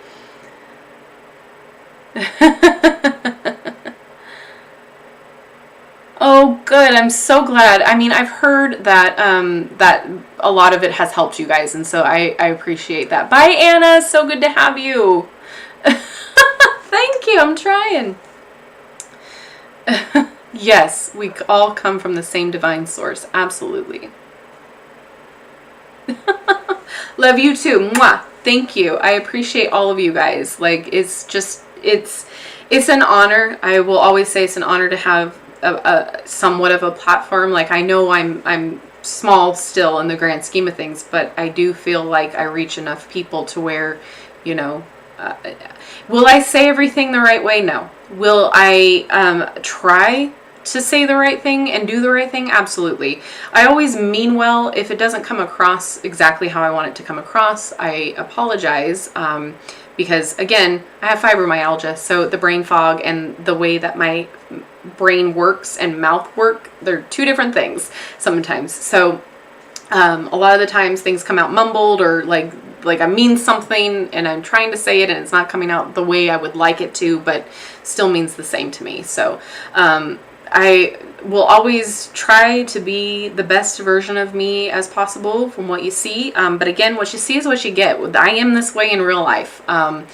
Do I like confrontation? Absolutely not. But if I have to stick up for what I believe in, I will stick up for what I believe in. And that is, there's a lot of things that I believe in. Thank you, Broomstick Chick. Absolutely, yeah. Stop saying sorry for what you believe in. Yep. Absolutely. But yeah, so for the most part, I feel like this channel has grown absolutely beautifully. Like, I'm just blown away every day that I log in, every day that I post a video. It's just absolutely insane. Stupid gorgeous. Yeah, that came out of my mouth. It absolutely did.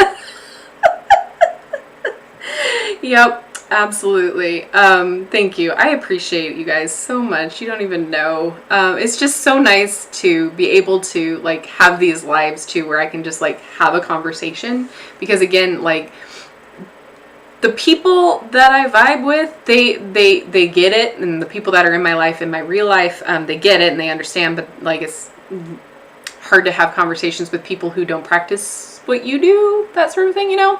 Like, you can't really talk about these kind of things, and it's like, oh, that's cool, and then da-da-da-da-da, which is fine. Like, I get it, and that's how conversations work, but at the same time, sometimes you want to, like, dive a little bit further about your interests, and when somebody just glosses over, you're like, okay, and we'll change the subject now because I completely went over your head with that information. So, yeah.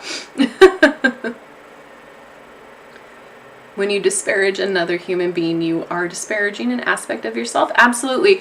Well, that's an interesting point, because that's kind of how like shadow work works in a way too. Like, if you haven't healed that part of yourself, it will mirror back as when you're having that conversation with another person. Or like, how does that saying go? It's like when you look at somebody else and you like despise them, or like you see yourself in that person and you just don't like them, it's because that part of you hasn't healed yet.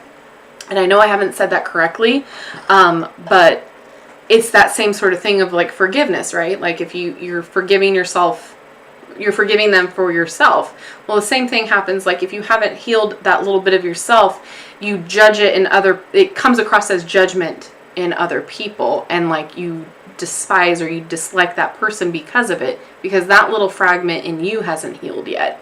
So it's very interesting.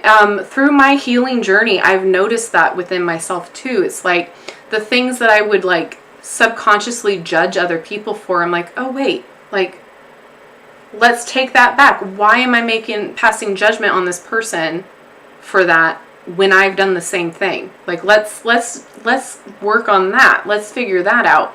When you start your shadow work and you start your healing process, it's amazing the revelations that you go through and you work through, and the way your mindset just switches, and then the petty things don't matter anymore. The drama doesn't matter anymore. The little things don't matter anymore because you elevated above it. You can like acknowledge it and know that, yeah, okay, that happened, or that person was that way, or they said that thing that was awful, but it doesn't like get to you as much because you know that like it shouldn't. So yeah, like there's a lot of healing to go through, and to get to that point. No one's ever or frustrated about. Okay, yes, I hear you. I hear you, computer.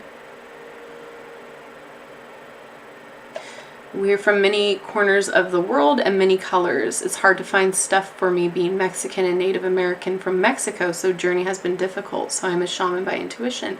That's very interesting. That's very interesting.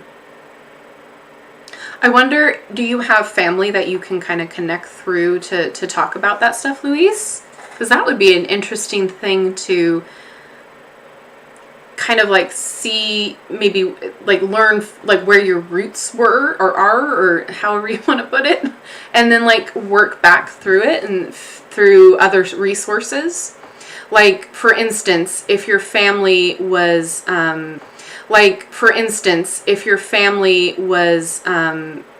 originally from like a certain place, learning the culture or the spirituality of that specific place might help you learn more of your own, how to work through that. I can't say what I'm trying to say. I've been trying to drink this for like the past 5 minutes. But it might help you grow your journey. It's morning here and I pulled cards for my own 5 cards energy spreads as usual, and 7 of Swords appeared. Ooh, interesting. Oh, Katie, be careful. Yeah, it did relate to what I was talking about, huh? Please be careful. I've had that happen to me before too. It's world shaking. So hopefully everything works out for you, Katie. It is this shopping season, yes.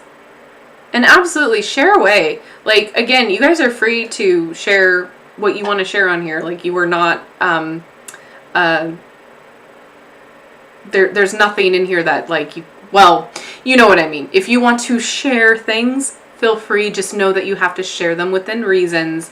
And my mods are there. They will take down what you can't say, if that makes sense. So like we have to appease the YouTube gods, so keep that in mind. We can't say anything too sketchy or risque, otherwise curtains. My mother just told me 2 years ago and now I'm 50. Oh, it explains my journey and why it's hard to choose a path. Ah, I have now just let the universe decide my path for me. And you know what? Sometimes that's the best way to go. Hi, the Nook. Good to see you. So glad to be with you all. Surian, try out your little emojis, because you have special emojis since you're a channel member.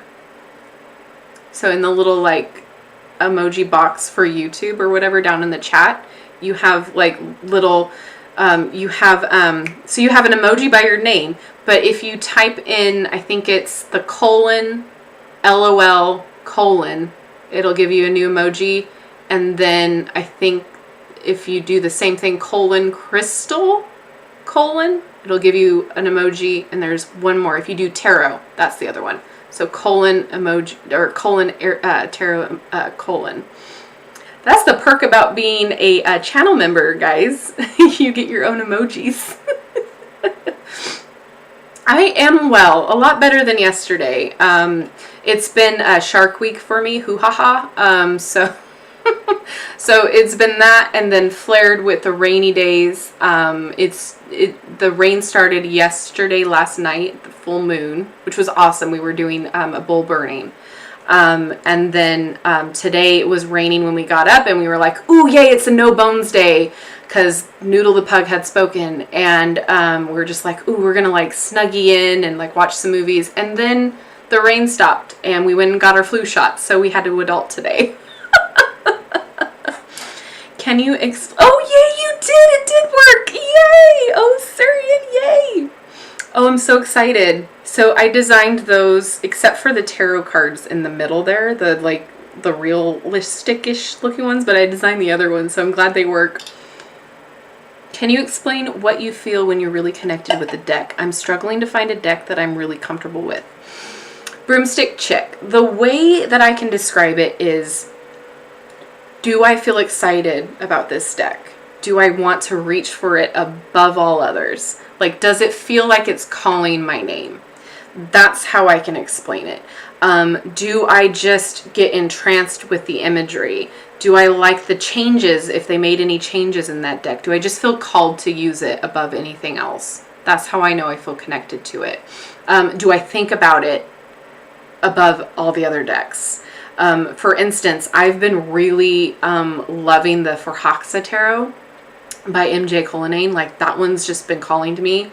But lately I've just been using my Halloween tarot, because again, every time in this season when August comes around, I want to bring out the Halloween tarot, because I connect with the vintage style art. I just think it's fun, it's cute, I get excited when I use it.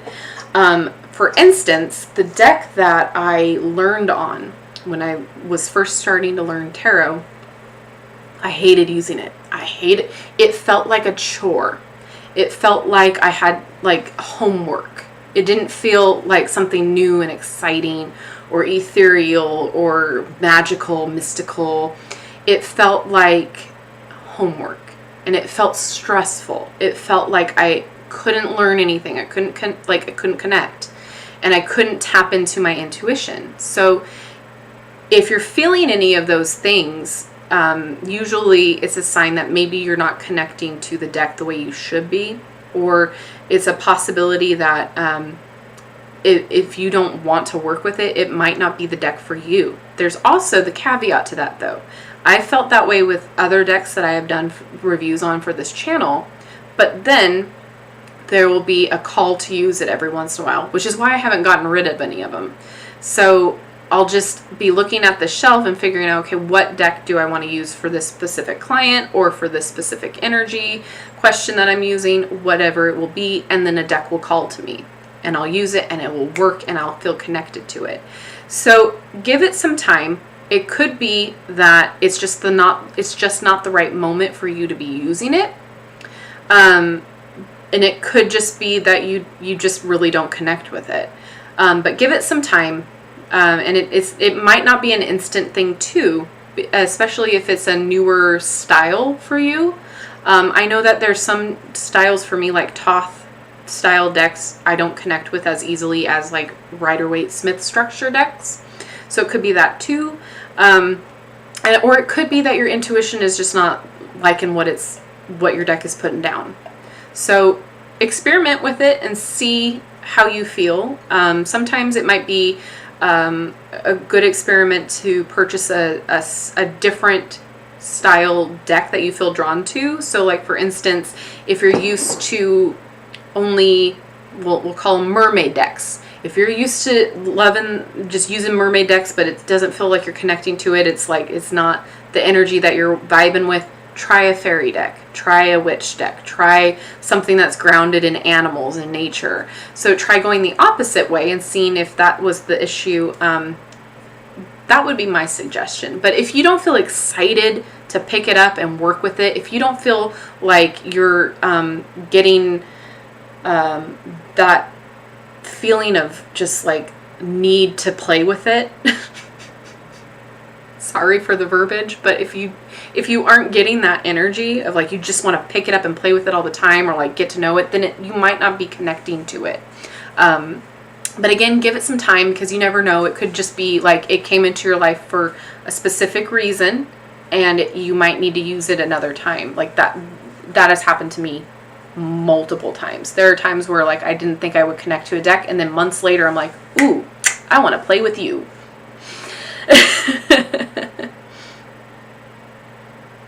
Shark Week, yeah. My sister calls it Baby Shark. I just call it Shark Week because, you know. The Green Witch Oracle. Yeah, the cards really do. I haven't picked that one up in a minute.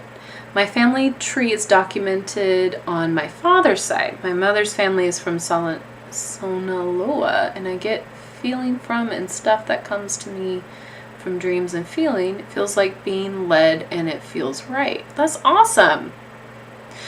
Yeah, that's really awesome. I recently got the Tarot Divine as my first deck, and as a writer, the concept of it was just singing my name. It was like falling in love and having no eyes for anyone else. Oh, yes, I love that analogy. Beautiful. Mwah, love it. My mother doesn't want to say anything about her family history. Yeah. Yeah. And you might be the one that is breaking that karma and is working through it for the family line too. I have been doing that for my family.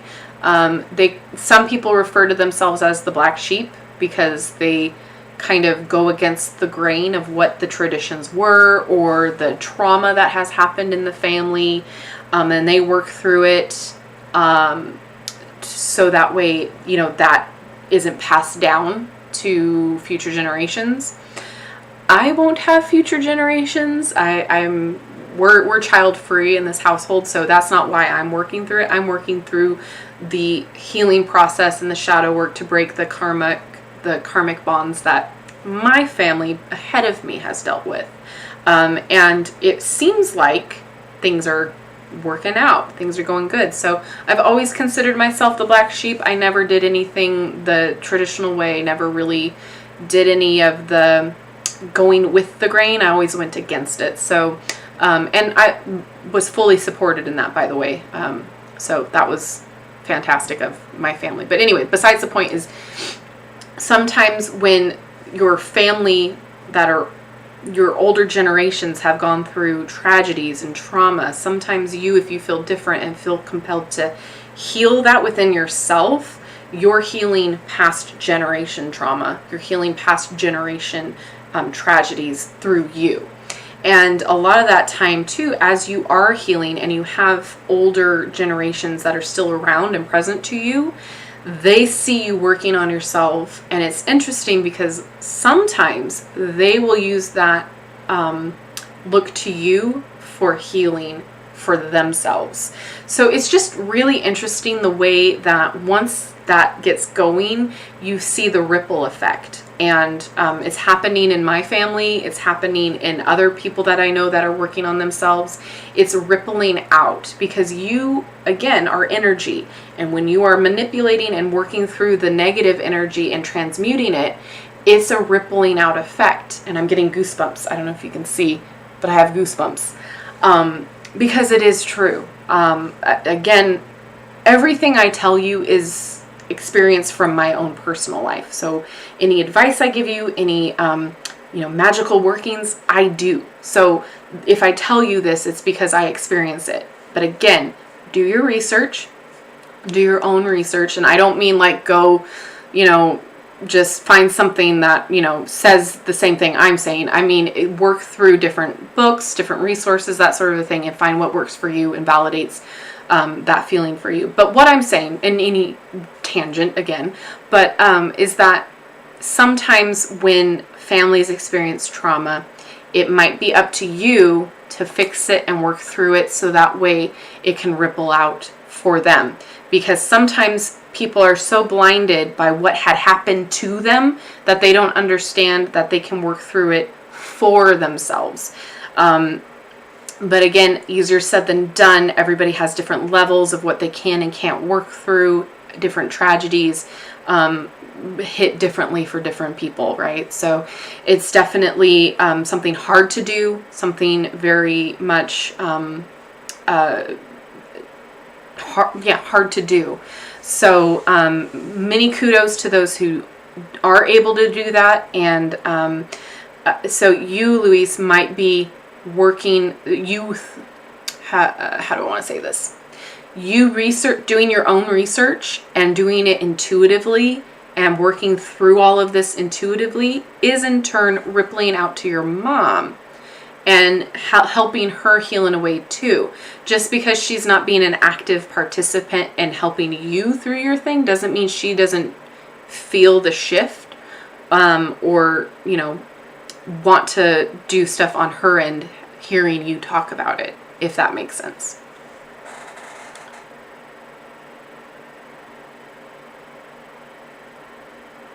It's funny how some tarot decks just work better for certain months. Absolutely.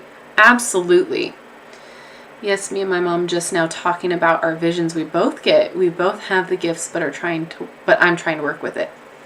It's interesting you say that because absolutely, it's super funny how once you start developing your gifts and people observe or you start talking about it and learning, the more other people in your life are like, oh,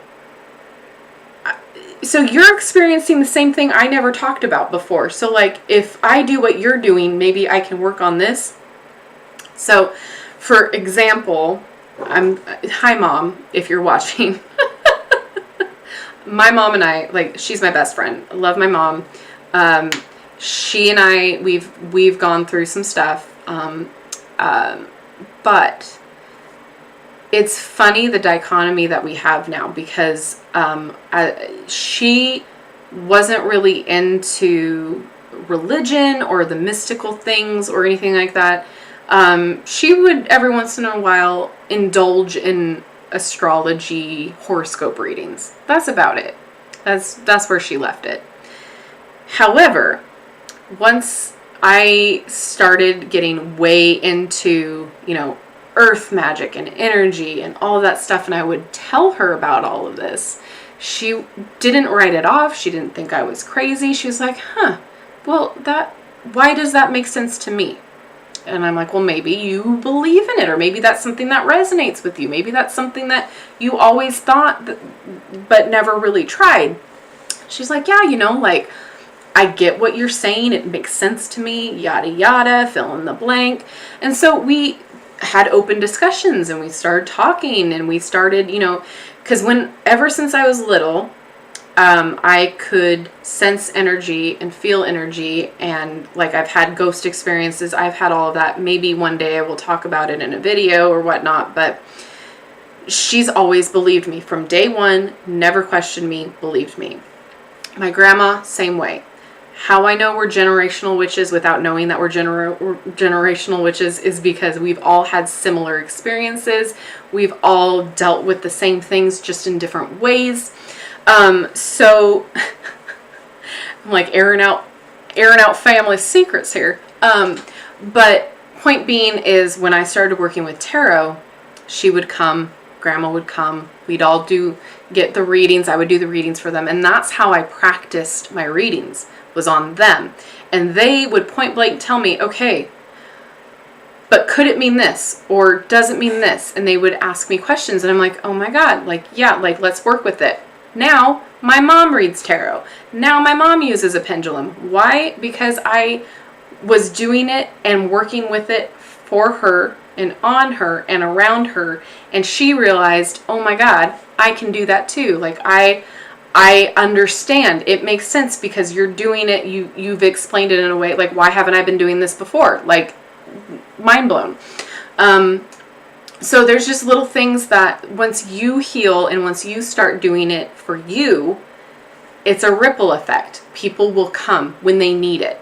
People will feel that call, that drive to pursue it because it affects them. Again, it's that energy rippling out. Again, you are what you put into the world, right? So if you're working hard to heal and to transmute that negative energy into positive energy, more people who need healing and need help will be around you and want to work through it.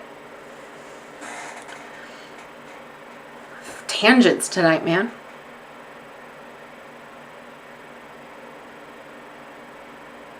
Oh, awesome. Hi, Pedra. Yeah, the new one is amazing. I love it. Ancestral Tarot by Nancy Hendrickson is a good book. Oh, there's also an Ancestral Tarot that's coming out. I think there's also a American Renaissance, is that the title of it, coming out? It's about like the turn of the century, I believe. Or it could be wrong. I don't know, but it looks interesting.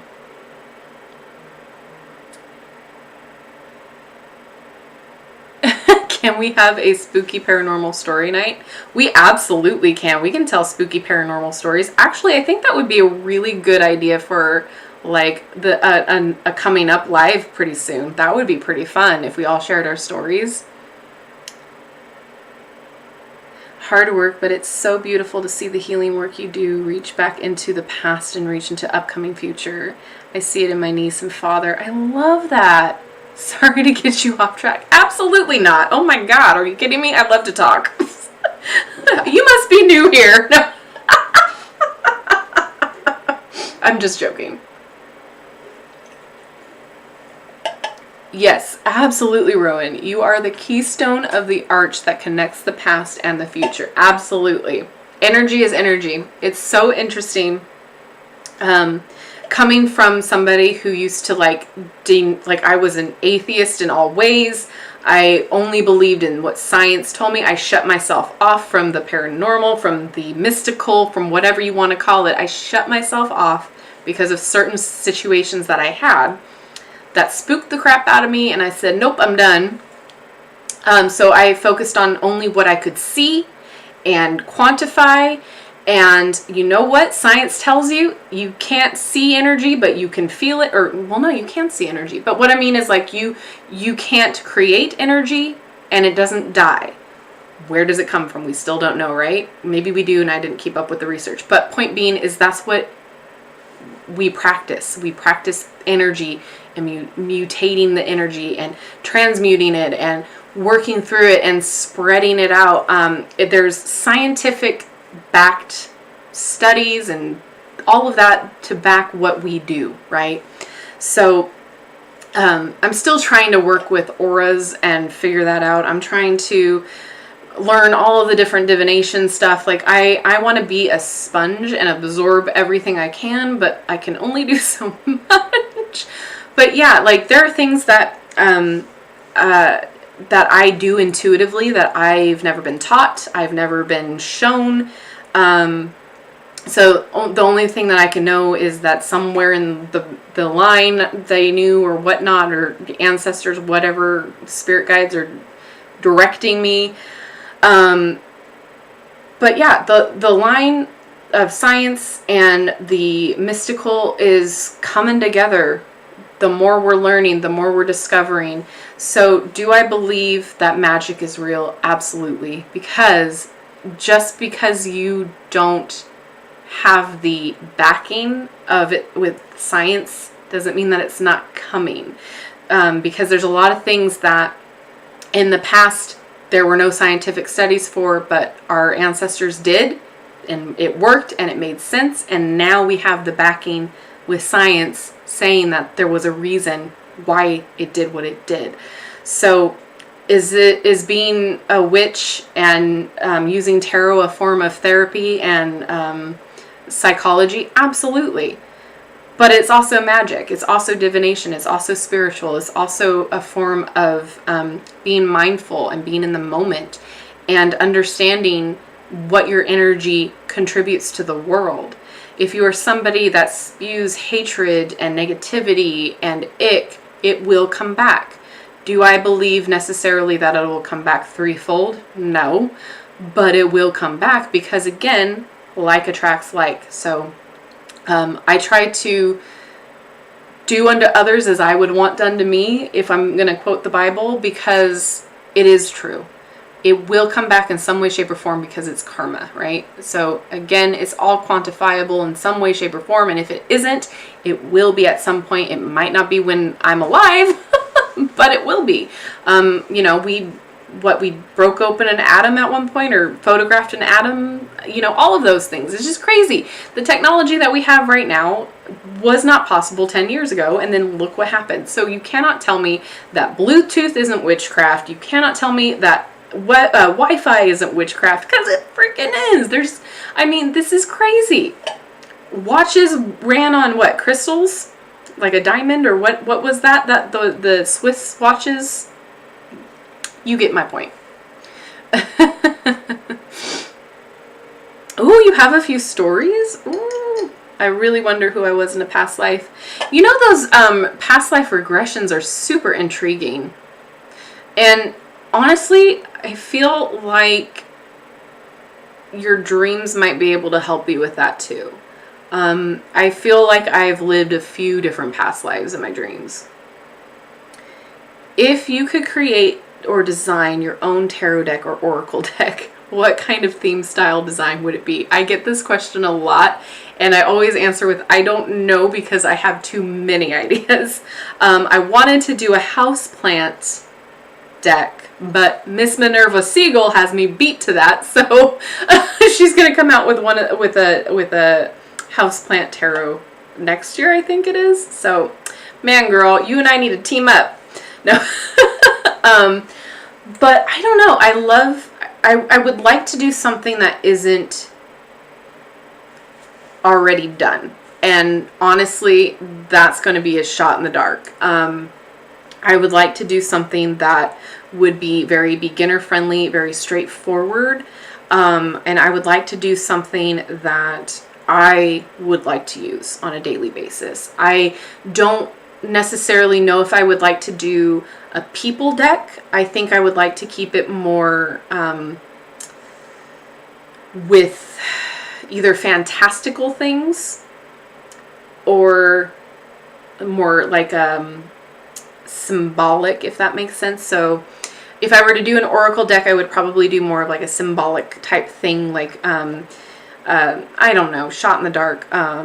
Like maybe I would probably do like more of like a witch themed thing where it would be items, like ritual items or something like that. But I feel like that's been done. There's a yarn tarot coming, so like I don't really want to do like a crochet theme deck. But again, I'm still drawn to like a houseplant oracle. Maybe that would be kind of fun. Just because I'm like obsessed with houseplants. But I love mermaids. I love pirates. I love skulls. I love dead things. But again, it's just like what hasn't been done before. Like I feel like everything's been done. So I really need to like sit down and think, just get inspired, I think, for what I would want to do, because now that I'm seeing all of these decks come out and the things that I see on Etsy, I'm just like, well, these are great. These are wonderful. Like I wouldn't want to compete with any of that, just because like I don't know what I would add or bring to the table to that type of a theme or project. But yeah, it's definitely something I want to do. I want to have a couple decks underneath me. I want to have like a very beginner friendly, basic, fun deck, because I feel like that is a valuable thing to have in the community. And I want to do like a fantastical, fun, ridiculously amazing deck with foiled edges and like luxurious feel, like it's like a special occasion type deck, kind of more like dark academia, like have it be very aesthetically pleasing. Like that's kind of what I see for like a fancy deck. And an oracle deck, I like basic oracle decks that you can use for anything and everything. So I would do something very beginner friendly, obviously, but very intuitive based. Like you can use it for everything. Basic word on there, and like a blurb in the guidebook. But yeah, I think it would be fun to explore a lot of different themes and a lot of different ideas. But at the moment, I can't wrap my brain around that with everything else that I have brewing. But yeah, I think that like there would be a lot of fun ideas to try. I think like a horror theme deck would be fun with different modern day, that's the word I was looking for. Modern day horror icons would be very fun. Or you know, like a Halloween movie deck where like your favorite characters are a different major arcana, and then like the like a knife would be the sword, and then like a bat would be a wand, and then like what could we use for pentacle? That's been like a offing weapon. That sort of thing would be kind of fun to see, because I haven't really seen anything like that. But yeah, like I would like to take my time and explore, but there's a lot of different ideas roaming around my head. But putting it down onto something physical, I'm just like, I don't know if I could do that. I'd like to have like a few books underneath me too, but you know, the way my mind works is like I can't focus on one thing for too long. Then I get bored and I have to move on to the next thing. So like I'm all over the place. I'm chaotic, and so like trying to pin down something for me to like sit down and write is never going to happen.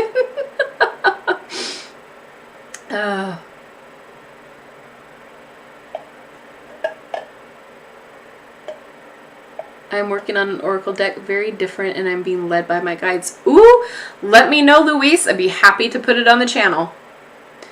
That goes with all of you. If you guys have anything that you're working on deck-wise, let me know. Did you end up getting the Disney Villains deck you mentioned a while ago? Oh, Mo, it is pre-ordered. It will be here on the 9th, along with Alice in Wonderland. So I'm really excited.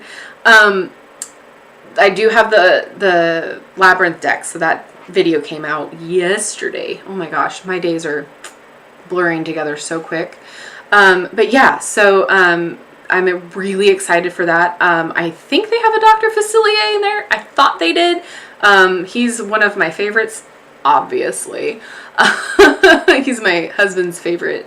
But of course, I love all the villains. I mean, there's a place in my heart for every single one of them. We actually own the Villainous board game and all of the expansion packs because we love the villains so much. That game, if you have like 2 hours and a group of friends, that game is fantastic. It takes a while to like get in the swing of it and like get the hang of how the gameplay goes, but oh my god, it's fun, and you get to be evil and you like, get to go against like the heroes, and so it's really fun. You're all working toward a different goal.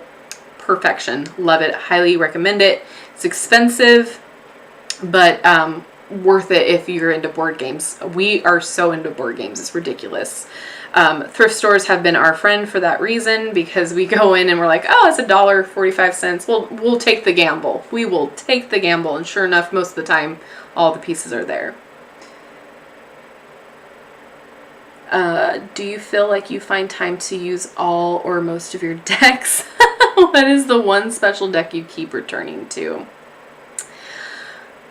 I don't. I find myself not using all of my decks all the time, but the ones that call to me, I use. What's great about this channel is that when I do pick-a-card readings or when I work with clients, I get drawn to the different decks.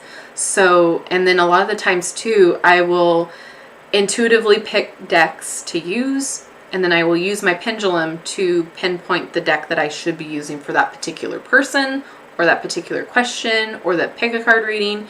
So that's why a lot of the times in the pick-a-card readings, I have a lot of different cards from different decks in the groups, because it's fun to see them all together and to get all of that information for you guys and to like kind of pinpoint things a little bit more. It's a great way for me to use a lot of the decks and maybe some that I haven't used in a long time. And that's another reason why I like getting decks with a particular theme, such as like mermaids and ocean, because in the summertime I get drawn to use those a lot more, and they all go very beautifully well together to create a big long message for you guys. Same thing with the witch decks and the animal decks and fill in the blank. They're all really great to have for that specific reason. But the one deck that I will always use, I will always get called to use it, is the Everyday Witch Tarot. That's my favorite deck. It is the one that I go to for almost everybody first, unless I get intuitively called or requested to be pulled in a different direction. But the way that I work is every deck has a specific purpose for me. So for instance, if I am wanting to work on shadow work, or if we're pulling for shadow work, I will have specific decks that I only use for that. If I have a specific question that I need it to be, that I need the answer to be a little bit more gentle, I have specific decks for that.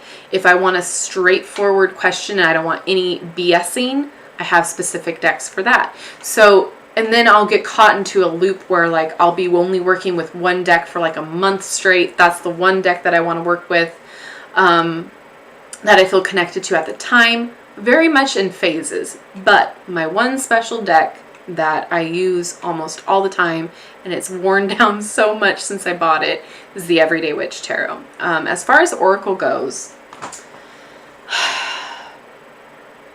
that's a tougher question. That is a question that I don't know if I could answer, because hands down, I will always, if I'm wanting a question answered, or if I'm wanting more insight, tarot is usually the first section that I will go to, is the tarot cards.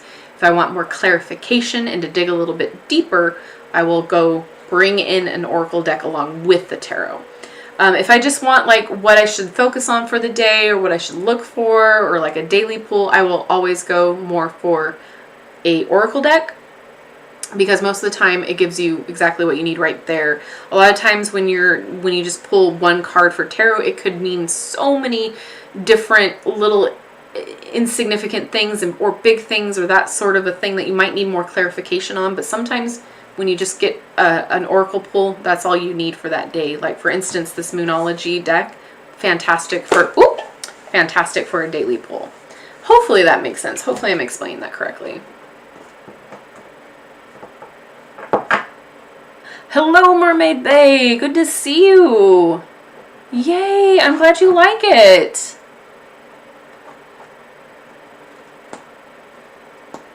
Listen, there will always be room for more, Rowan. If you want to make an empath oracle deck, please do. Because again, the more that I do this work, the more that I see that there is room for everybody. I mean, in life in general there is, but someone is, you think I have just one mermaid deck up there? No. I have like 5. Do you think I have one witch deck up there? No. I've got like 7. So there's always going to be a market for your work. It's going to resonate with someone. Please don't, this goes for everyone, please don't put your worth and what you bring to the table based upon what you think somebody else thinks or would do. You put out the thing because you want to put out the thing and you're passionate about the thing. I want to explore personally just different avenues. I want to bring something new and different to the table. But something like an empath deck is universal. You can do a lot of things with that deck. I have 4? 1, 2, 3. I have, I think, 4 oracle decks just on self-care alone. And they each bring something different to the table. So please don't think that just because somebody else puts something else out that you can't do it, that you can't do it too. Because you are unique. You are different, and your voice is going to be different than that of somebody else's. And what you have to say and bring to the table is going to resonate with somebody else over that other person. Or they get both of them decks like I do and use them both together. Or, you know, again, it's going to, the way that this channel has opened my eyes with a lot of different things. That's why I always say, tell me your opinion in the comments, because it's so crazy what some people resonate with and what some people hate and just cannot deal with. So again, don't sell yourself short. Don't tell yourself that you shouldn't do that because of fill in the blank. There's worth in what you put out. Somebody is going to appreciate it, and sometimes that's all you need is just one person to appreciate your talent and your worth and your progress and your art and your voice. There's room at the table for everyone. Listen, you put out that Oracle deck, you tell me when, I'll support it, we'll put it on this channel just like anybody else. You let me know. We all family. We are all family. We support each other. That's what we do with this community. And if you have a vision, don't sell yourself short for that just because you think somebody else might do it better. And I know I'm contradicting exactly what I said earlier about like, oh, well, somebody else is already doing it. It's just because, again, if I want to do something themed wise, I want to do something a little bit different than somebody else has done. But empath, that's such a broad and general aspect that you could do a lot of things with that. Just like there's like multiple, you know, again, it's going to resonate with somebody. Speak, Natasha. Just speak. Learn to speak.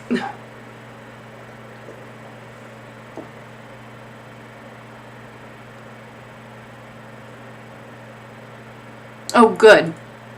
Spirit will happen if it's meant to. Yep. Yeah. I have a prototype now, working on the book now. The card art is going to be redone to not get in trouble with copyright. I understand that one. Yeah. And you never know too, like the things that, again, like attracts like, so you never know what you put out in the world how that will affect and bring it back to you. Does that make sense? Like, that's probably not how I want to say it, but creating anything is a form of magic. So just the act of putting pen to paper is a form of magic, and so to create is magical. And so I think absolutely continue on doing it, and you never know the opportunities that might present themselves because you just put pen to paper. It's just amazing the way that I see things now. It's crazy. Spirituality is crazy, man. Family, absolutely. Yeah, you never know what's going to resonate with somebody. Like for instance, like again, let's just take me for example with this channel.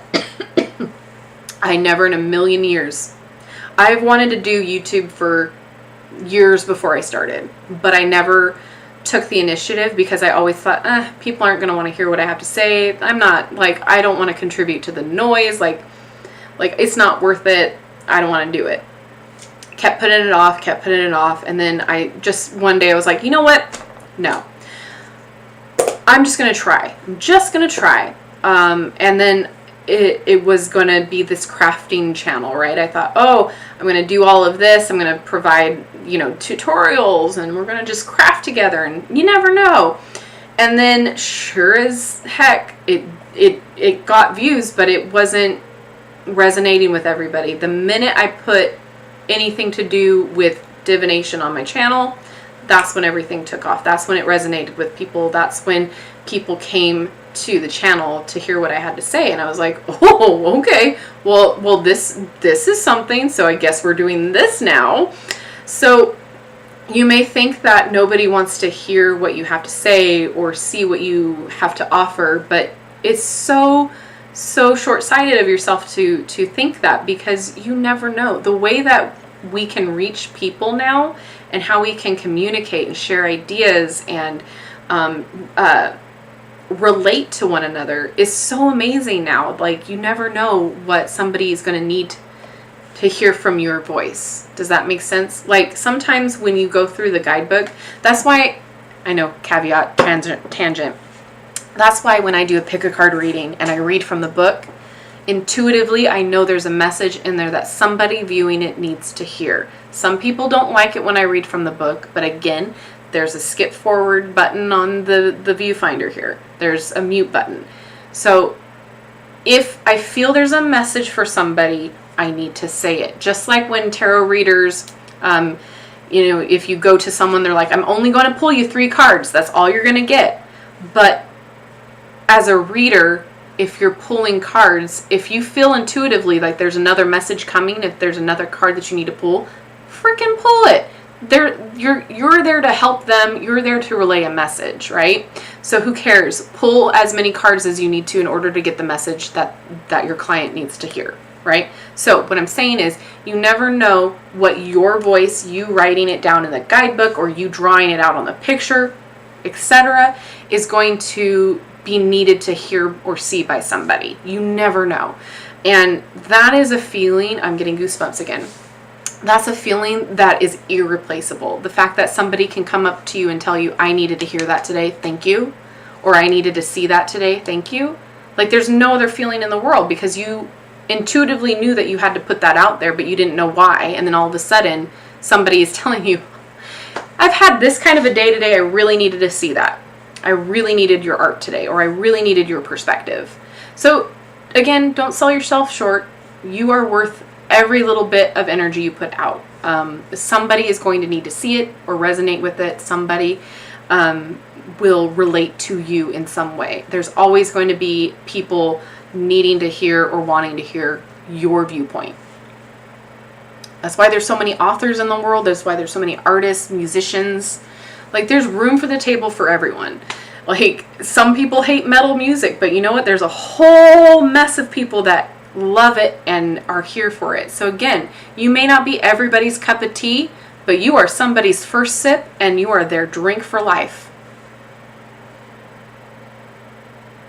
Yes, absolutely. Putting a pen to paper creates magic. Spirit knows how to use your gifts to help others heal. Absolutely.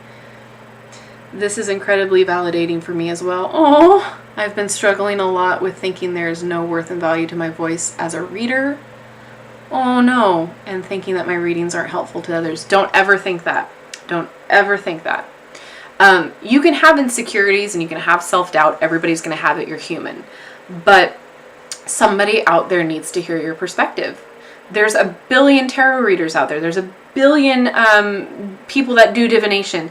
They all bring something unique and different to the table, right? Think of all just the different tarot readers on this channel alone. Then you have TikTok. Then you have, Twitch and all of the others. There's so many out there. But the reason you keep going back to certain ones is because their message and the way that they relay it resonate to you. You feel connected to how they present the information and how authentic they are for you.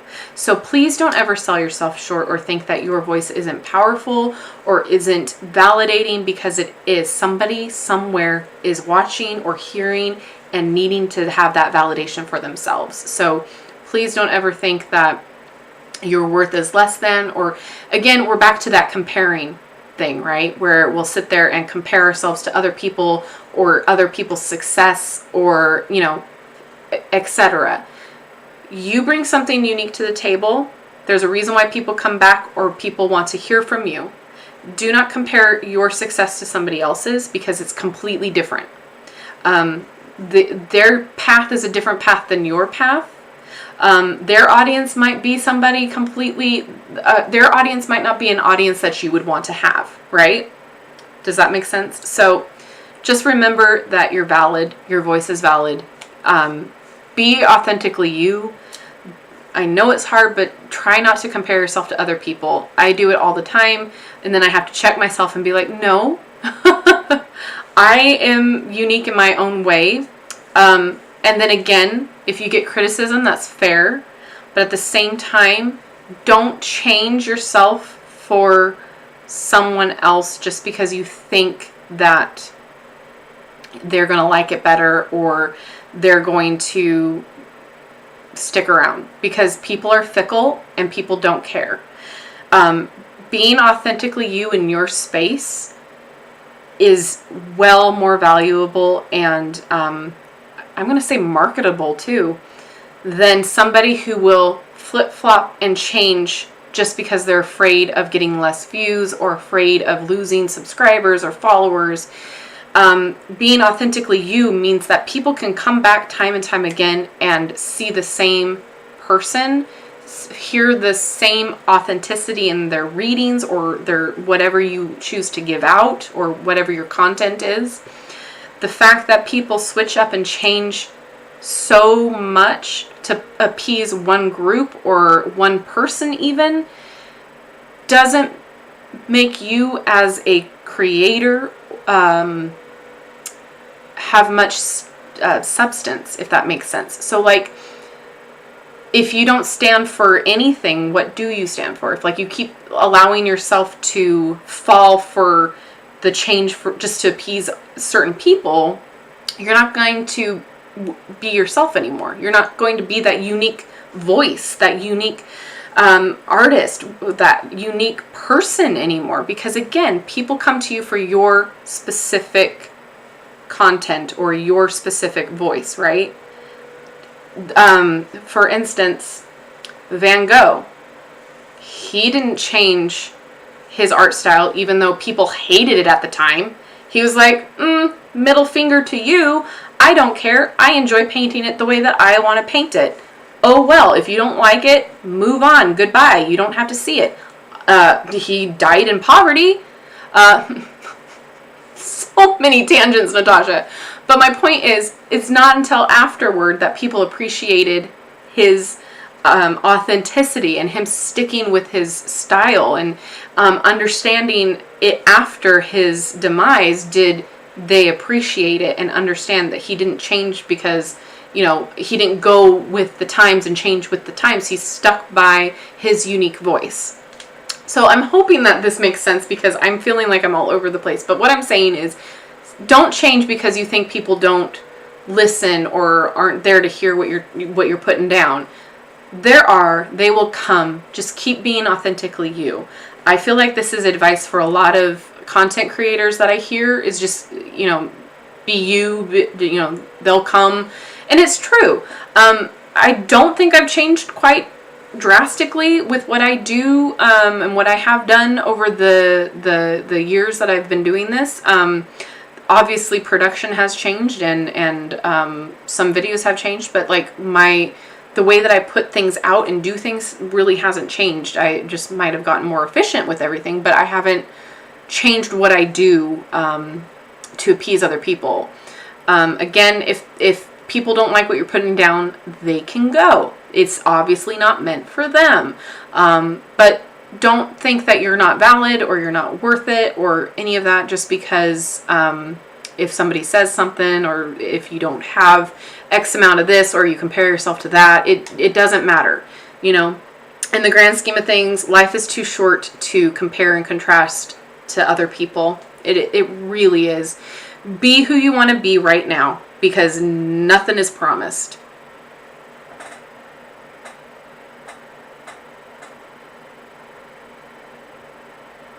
Luis, you can email me, hun. I have my email in the link tree. No, wait, I have it on the channel. It's just wickedmoonlightcreations@gmail. You can just, here, I'll write it down. I forget that I can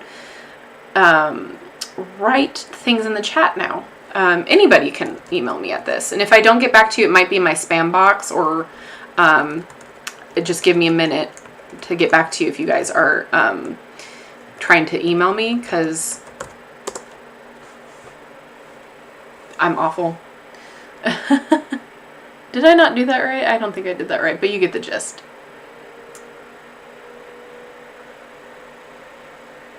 I appreciate that you utilize the book when needed. I don't see anything wrong with that. Thank you. Yeah, you know, some people need to hear some things, and I don't have a problem with reading it. Oh, your poetry book. Oh. Sometimes the randomest clients have the best readings that validate they're on the right path or have the best news too. Absolutely. You are supported by us in the universe. Trust. Oh, thank you. Integrity and authenticity is everything. Absolutely. That definitely makes sense. Thank you so much. You are so welcome. Yeah. You guys, if you guys ever need to pick me up, you know where to find me. I mean, again, life is too short to care about what, you know, people may think. I've been one of those people that never really gave a flying banana. I remember in middle school, that's the most awkward time, right? Like 7th and 8th and 9th grade is kind of like when you're just starting to go through puberty and figuring things out. I didn't care. I had bright flared bell-bottom lime green, nylon, I think, not nylon, that's polyester, that's the fabric, polyester pants that I would wear with like a bright patterned shirt. I would wear my hair however I wanted. I would wear what I wanted, say what I want within reason. Like, people who know me can attest I have an interesting flair for aesthetics with clothing. But I just didn't care. Sometimes, yes, I got down about it. And was I bullied? Of course. I feel like a lot of us were. But to be authentically you means to not really care about what other people may think. Like, it doesn't matter. It really doesn't in the grand scheme of things. If you are not harming anybody, if you are not doing anything that you shouldn't be doing, it doesn't matter what you do. Like, nobody cares. Wear what you want to wear. Be who you want to wear. Just as long as you do everything with, you know, compassion, you know, you're not hurting other people. It doesn't matter. Who cares what Bill and Sally think? It doesn't matter. It doesn't matter. What are they to you? They're nobody. They don't care. And I think it was my grandma that said it to me, but it was always like, you are the only person who is obsessively thinking about it, right?